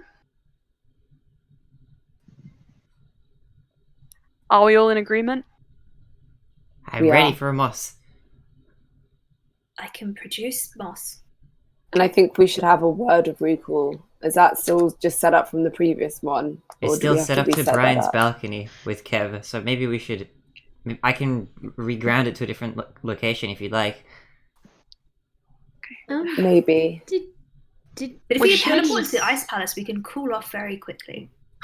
Maybe it's not a bad idea to keep it there in that case. But then if we bring fire back with us, or Good point. No, let's change it. Maybe that's not a good idea. Where would you Bluey, like us to? what were you about to say? Did you establish whether you could teleport out of? I was Okay. thinking the same thing. Yeah, same. I literally wrote that on my page and didn't ask. It's right here. Yeah, I feel. Ew. Yep. We can't teleport in would suggest we can't teleport out, which means we need a word, phrase, anything, a safe word, which would suggest that if the person says it, for whatever reason, we just go. And the moment we're out of the city limits, however hard it is to get there, we teleport away. Or something along those lines. Corvius did mention that they watch who comes into the city and who goes out, even after they've left. We just have to be extra careful then. You'd need some sort of story like, oh, hang on, we've decided not to sell our slaves here. We've had a better Um, offer on another plane. We start a bigger riot. One which doesn't involve us and we can just sneak away from, of sorts. We could like shoot magic into an area and cause a massive scene. A distraction. Could the moss cover my sword? Yeah, it can do many things. Okay. It's moss. Mosses. Just endless possibilities. Could look like a weird creature and just have my hand on my sword the whole time. In case I could make us look so weird. That's a good quote. I am not. And I would love you all the same. Oh, thank you. Brad looks at Blue and he's like, That's beautiful. that was very funny. Honestly, no, that actually was great. Okay, I'm not going to say anything else. You get that one thing. Cool. Hey guys, guess what? I feel like if we overplan this, it's all going to get fucked up anyway. So let's just go with this, have one last night of freedom, and then we go to hell tomorrow. Well, not to hell, but you get it. I will prepare some cold spells. Cold. Healing. Healing and cold. A lot of healing. I can do that. Alright then. Well, Loran kind of just like crosses his legs and leans forward and just says, Cass, Yes, you and I have some acting lessons to do. we do. Need to have our story very much Mhm. straight. We do. The rest of you, I trust you can come up with some kind of Moss backstory. And we can role play through it once this evening to make sure that we were all, in character. You know, I'll practice my moss. I don't think that one would speak at all. Sarah's a Maybe you can't speak. I feel like maybe the more we speak, the more we compromise our best situation. if we just don't speak. What did you say, Neff? I was just agreeing. I think maybe the speaking much at all will probably compromise us more so than do us any good if we're. Also, I'm assuming that the language down there is going to be Abyssal. Do you speak Abyssal, Loran? Very good question. Let me have a look on my character sheet. Loran. I speak it if you need he's help. a foreign trader. You could be his translator. Oh my god, yeah. If we're foreign traders. I heard from Corvius that there's oh, tieflings down there, apparently. It might not be weird to see a tiefling down there. But I can speak Abyssal if need be. I can also turn into any animal that you show me a picture of if we don't want us all to be slaves. Hey, I have a question. Neff. Yeah? How charismatic would you say you are? I think I'm pretty charismatic. He looks to the rest of the group. It's her second highest stat. Okay. Neff. If Yeah. you're a tiefling and tieflings are fairly common down there, and you speak Abyssal, Yeah. it makes more sense, I think, if you pose as another slave trader and Oh, I am another moss man. okay. As much as I would love a leading role in this production, I'm willing to gracefully step aside in favor of yourself. Okay, I can try my best. I think I probably have a strong accent in Abyssal, though. Does anyone else have Abyssal here who can check? I have a Cass. All right, It's infernal. let's try. Alright. Go on, then. That's how you say hi, my name is Neff. That sounded pretty good to me. A little bit of Sounded brimstone just seeps out the side of your mouth. Oh, okay, Smoke. it's been a while since I've had to use it, you know. The room love that this darkens is a slightly. Lights flicker. Yeah. It's also going to be quite beneficial for. It sounded good to me. It's going to be quite good that Brian can also speak Abyssal, so you can I know you're not allowed to talk, but like, you can then know what we're doing, so you can, if we're saying something, it can kind of, you're not completely in the dark. Mm. You I'll all right also with that, message Ulster? you guys, obviously, if Yeah. things go wrong. Yeah, I'm just a bit concerned. He just stares at Neff. what could possibly go wrong? Nap. Sarazar is tapping his hands against the bed and is just like, Neff, we will have a long conversation before we go. Mhm. hmm I actually think Loran should come along as well, shockingly.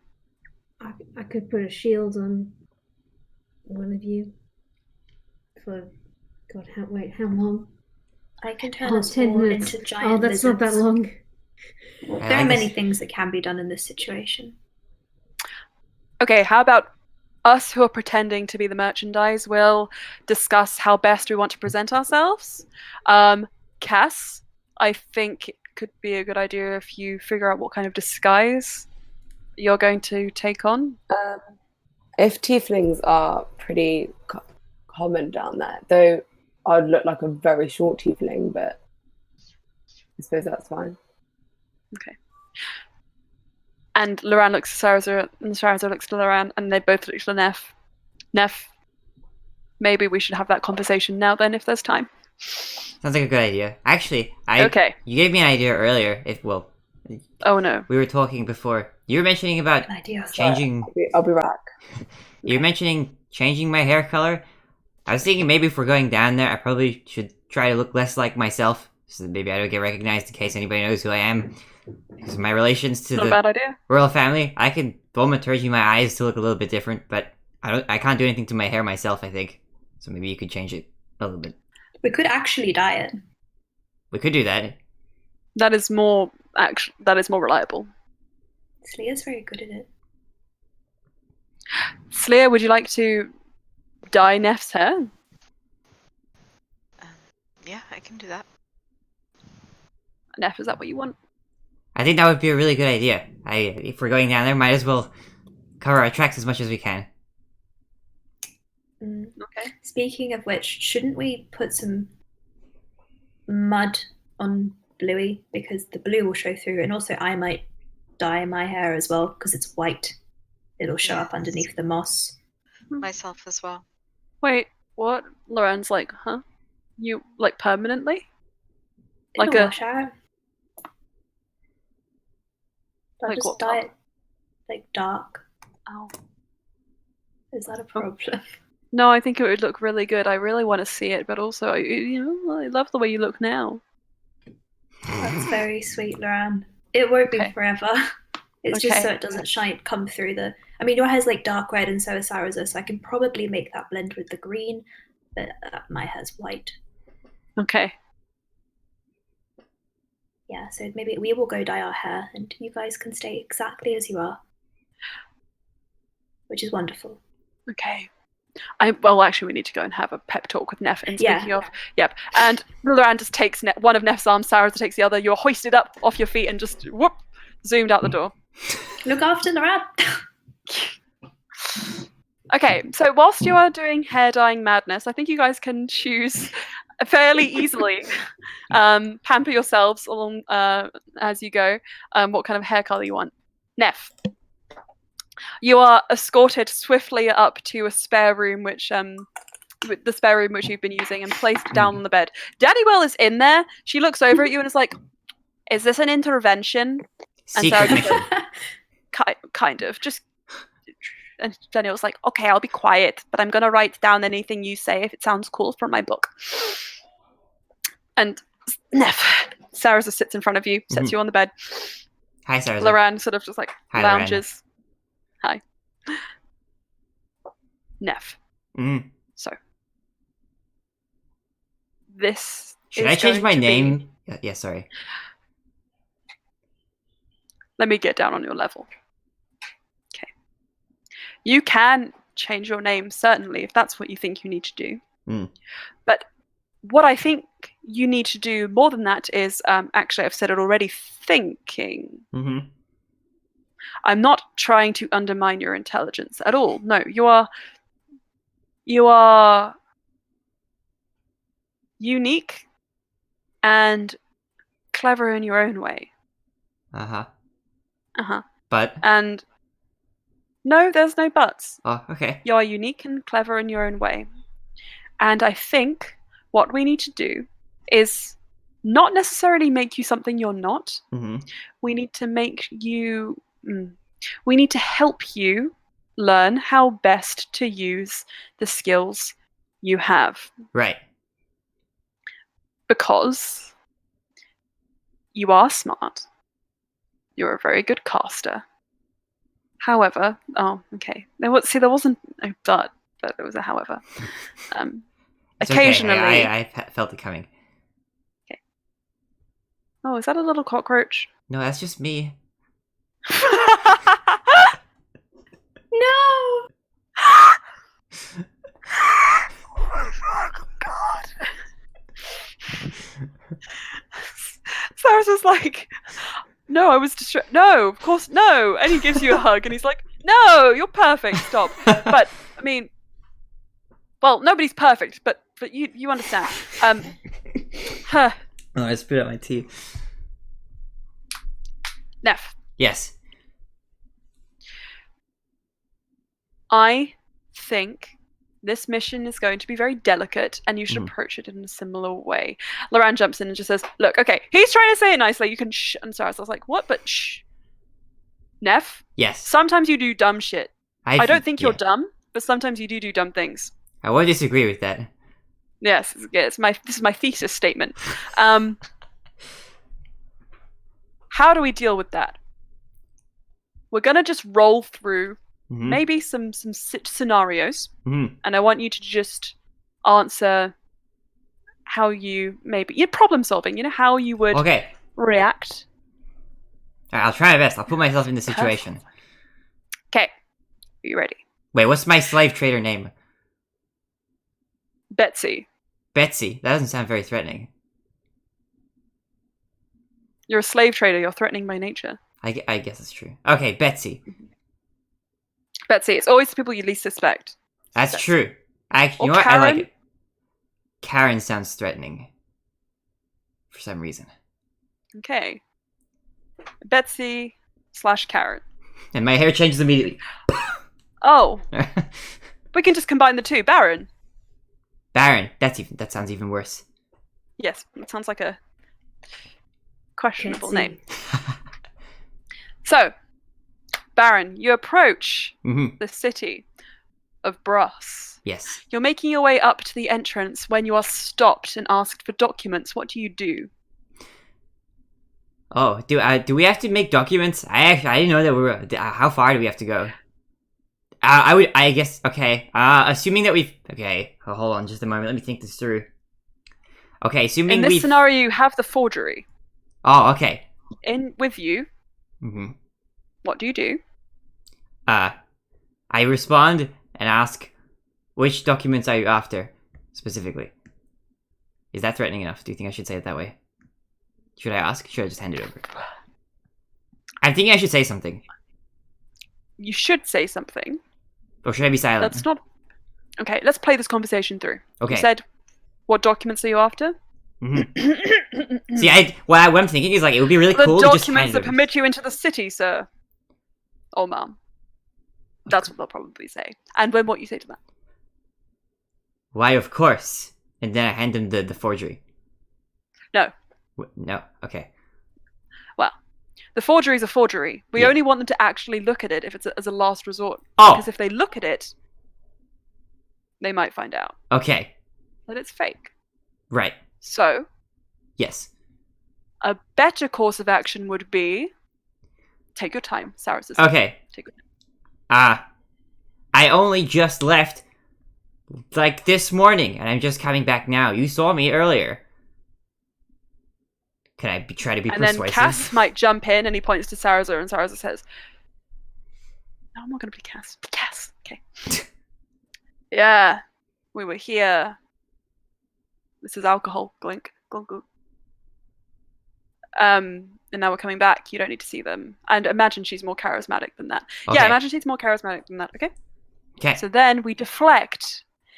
We don't ever say yes or no. We ask them a new question. We bamboozle them. We Okay. lead them astray. Okay? Can I see Take your them on an adventure papers? with your words.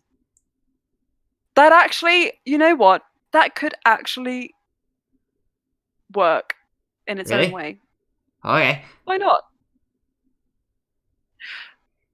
you just have to make sure you don't ever say yes or no. You make them work for the answer and see if you can't get out of Okay. answering on the way. Okay. Okay. Was that a good? Yeah, it was all right. Okay. Neff, Uh-huh. another thing. Yes. Word of recall. Yeah. Very touchy spell, so please, if you're going to cast it, remember anybody who wishes to pursue us Yeah. could potentially come along Okay. if we're not careful. All right. And I know I have a habit of like vocalizing my spells, but I think I can choose not to do that. hold back if you can. Yeah.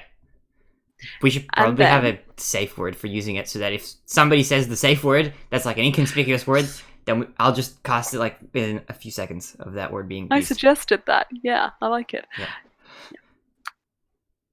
I think Mm-hmm. if you're going to use it, it should be a last resort and make sure we're not being pursued by anyone. Okay. Okay? Mhm. Okay. What if we are being pursued by somebody and somebody says the safe word anyway? I don't really want to be put into a situation where I have to make a judgment call about that. I feel like that's dangerous. Well, Neff, we really are talking in ideals here, aren't we? I guess. And the reality is, no, it's not always going to be easy to make a choice. And you've made choices before, It's true. and people might have said they were right or wrong, and we both have learned this. Mm. In the moment, we make the calls we think we have to make.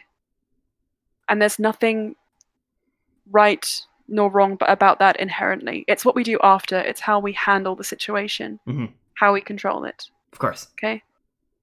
So if you do make that call, be ready to defend it, but also be ready to keep fighting if you have to. Okay. Okay?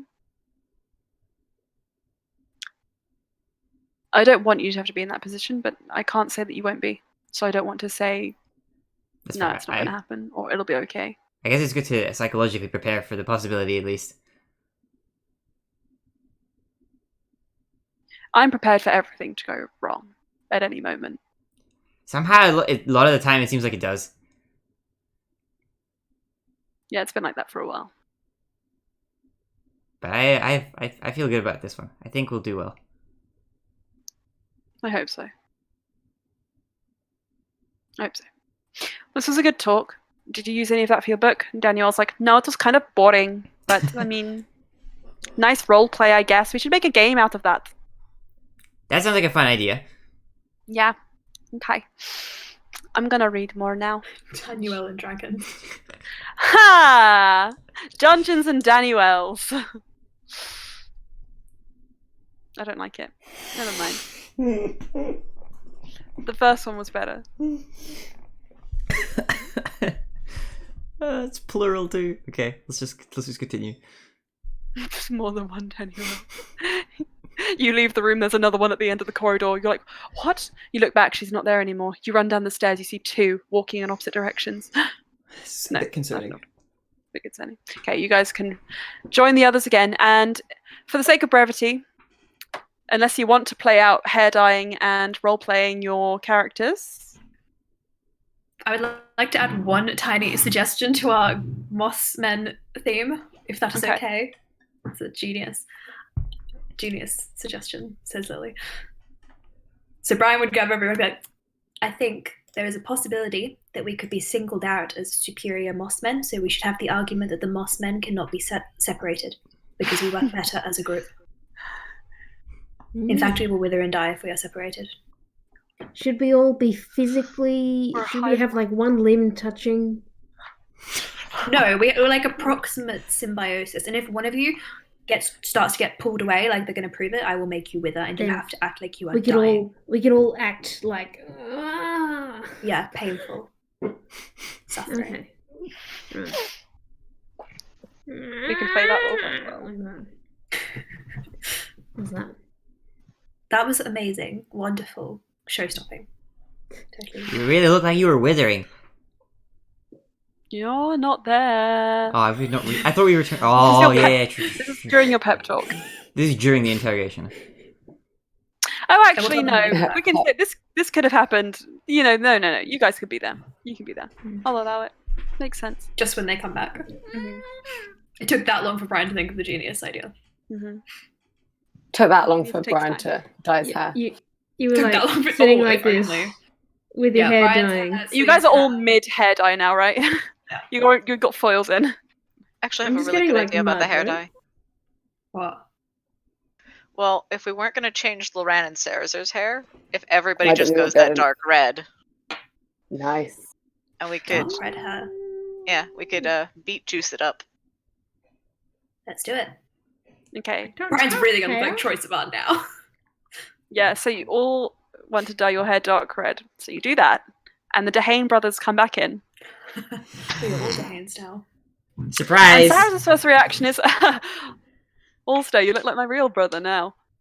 And Loran is like, "The fuck, Sarah? Wow! It's beautiful. Brian's happy for one moment and then just like, oh, It's beautiful." we're not actually related. No. Only by proxy. He points at Sarza marrying Lorella, and then Neff, and then if Lucas marries Daniel, then we're actually cousins. Let's not think about that. It looks very good. You guys look like you're going to be good moss men. Very good moss men. I'm excited for this. So you all have dark red hair. Cool. Ha. Whew. This is interesting. What does Development. Bluey have? What does Bluey have? Oh, Dark we could red actually use nose the hairs. beet juice to dye her scales, though. Yeah, we can dye her You could scales. do like some like scale painting. It can be like nail painting but scales. Scale painting. Cute. Brian is in his art Ooh. element. He's like, little swirly patterns, Oh my little gosh. moss. He Moss sticks some moss camera. between your scales. Oh, that must be like a Oh. feeling of like dirt between your fingers. Just tiny little bits. Yeah. He's like, Tiny, tiny. art. Okay. Sure, this part's necessary. Yes. Okay. I can. I hope this will help act out the Moss Man. It is for the greater good. For the greater good. For the Moss It's not true. Collective. Brian just wants to paint on Bluey. Okay. The liar. Hello, you okay? Me. This is all in character, baby. Okay. So, as you all manage to prepare yourselves for the next day of going through the city of Brass, you sleep that night all together in the sanctum, and you are not plagued by any dreams. Slia, you can do your sendings, yes, if you want to. Anything else? She actually wanted to have a moment to talk to Sarazar. Sure, you can pull him aside. Slia. Natalie, Sarah's in therapy. Sorry I didn't get to say goodbye earlier. I heard it was for good reason, so it's okay. Congratulations. Oh, did you hear all of it? A little from Serena. She can't keep it in. Yeah. I'm happy for you. Truly. Thank you. I don't think I'll ever have children of my own, but, well. Objectively incorrect. But I can imagine it's a wonderful feeling. I mean, you have Neff and Daniel. Yeah. And Nakia? And Nakir. All those kids you rehomed. The truth is, I hope they won't need me. And I hope they'll find other people to need and to love, and forget me in time. Maybe Daniel and Nakia and Neff, not so much. But those other children, certainly. But I'm sure you will be an unforgettable mother. A parent like no other. Will you be their godparent? What? Wait, what? If something were to happen, would you?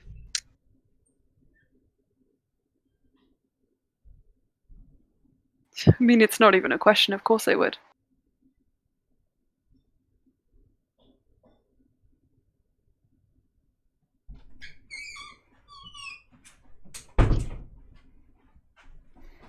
I will do this for you. Certainly. Thank you for trusting me with that.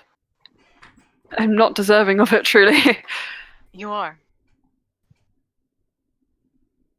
No, I meant it.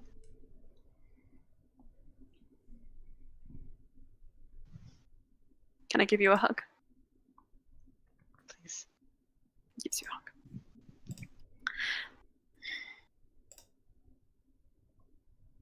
I hope it will never come to that, but if something does happen to this child or any child you have, to anyone,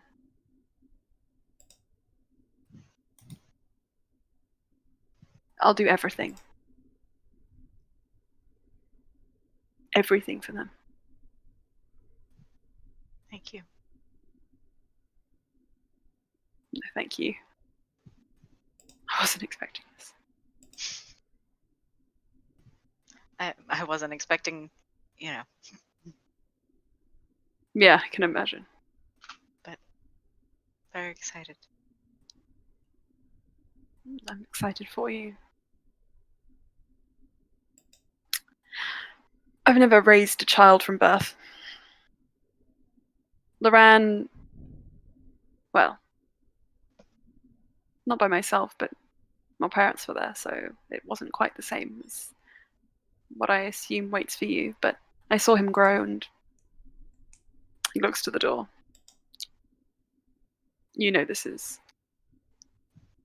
just between us two. But I saw him grow and it was nice. It made me happy to see that. To be there at every stage of his life. I regret the time we spent apart. It was really me who instigated it. So I guess if I have one piece of advice to offer, and I don't think you need this, but just in case, always give them a place to come back to. Whatever that is, a home, a feeling, a person. Because I didn't give him that choice.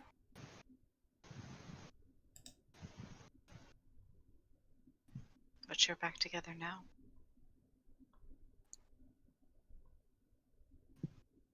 Yeah. Yeah.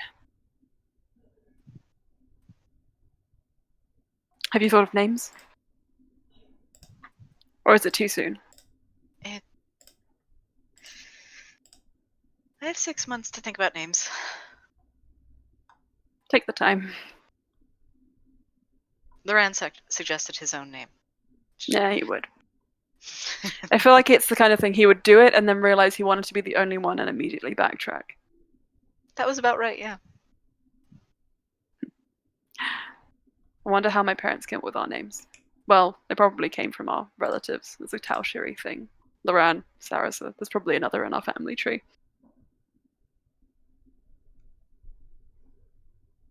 Well, in which case, Loran wouldn't be the only one.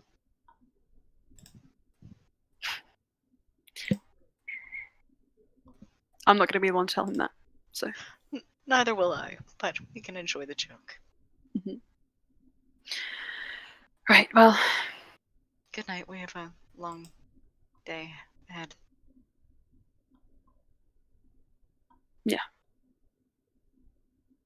Moving towards better things. Better days. Yes. Gives you one more hug. And he heads back inside. You can come in at your own pace and your own time. Yes, Leah does her nightly sending to Fernia and then goes in. She just sends you back an I love you. Lets you know she's safe. Lets you know the baby kicked. Not much more than that. And you can all find a night of rest. And I think we can leave it there for this evening. Tomorrow, with you picking up your forgeries and heading to the city Oh boy. of Brass. What's to bet that you don't even get there next session? It'll be on Wednesday. So actually it's Wednesday! not really Friday. Oh yeah. Wait, Yeah. true, yeah. So Wednesday, yes. But then there'll be a big break. Skip the Sunday. So yes, City of Brass next session. Please look forward to it. City of Town. Wednesday. Please remember, I will send Wednesday, a same message. time? Same time. Yes. Can someone Discord me, like call me before just to test how my Wi-Fi is? Yeah, because you're going to be in a hotel, right? Yeah. And if it's really bad, I'll still be there. I'll just buy more data, but like it might be really bad, so I might not be able to have my camera on. Gotcha. All right. Okay. So, thank you everybody who watched PC/NPC sign off. What do we want to do? I think we know. It's got Is to be it Keon, right? Keon? Okay. Is it just Barinade? Barinade. Barinade.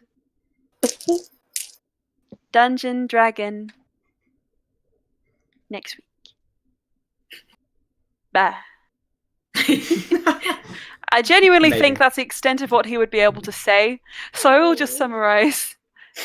Wednesday, 9:15 UK time, 3:15 AM Texas time, 5:15 PM Japan time, and 6:15 PM Australia time. Hopefully see you all then. It's Wednesday, my dudes, not Sunday. Okay. Goodbye. Bye, guys. Bye-bye.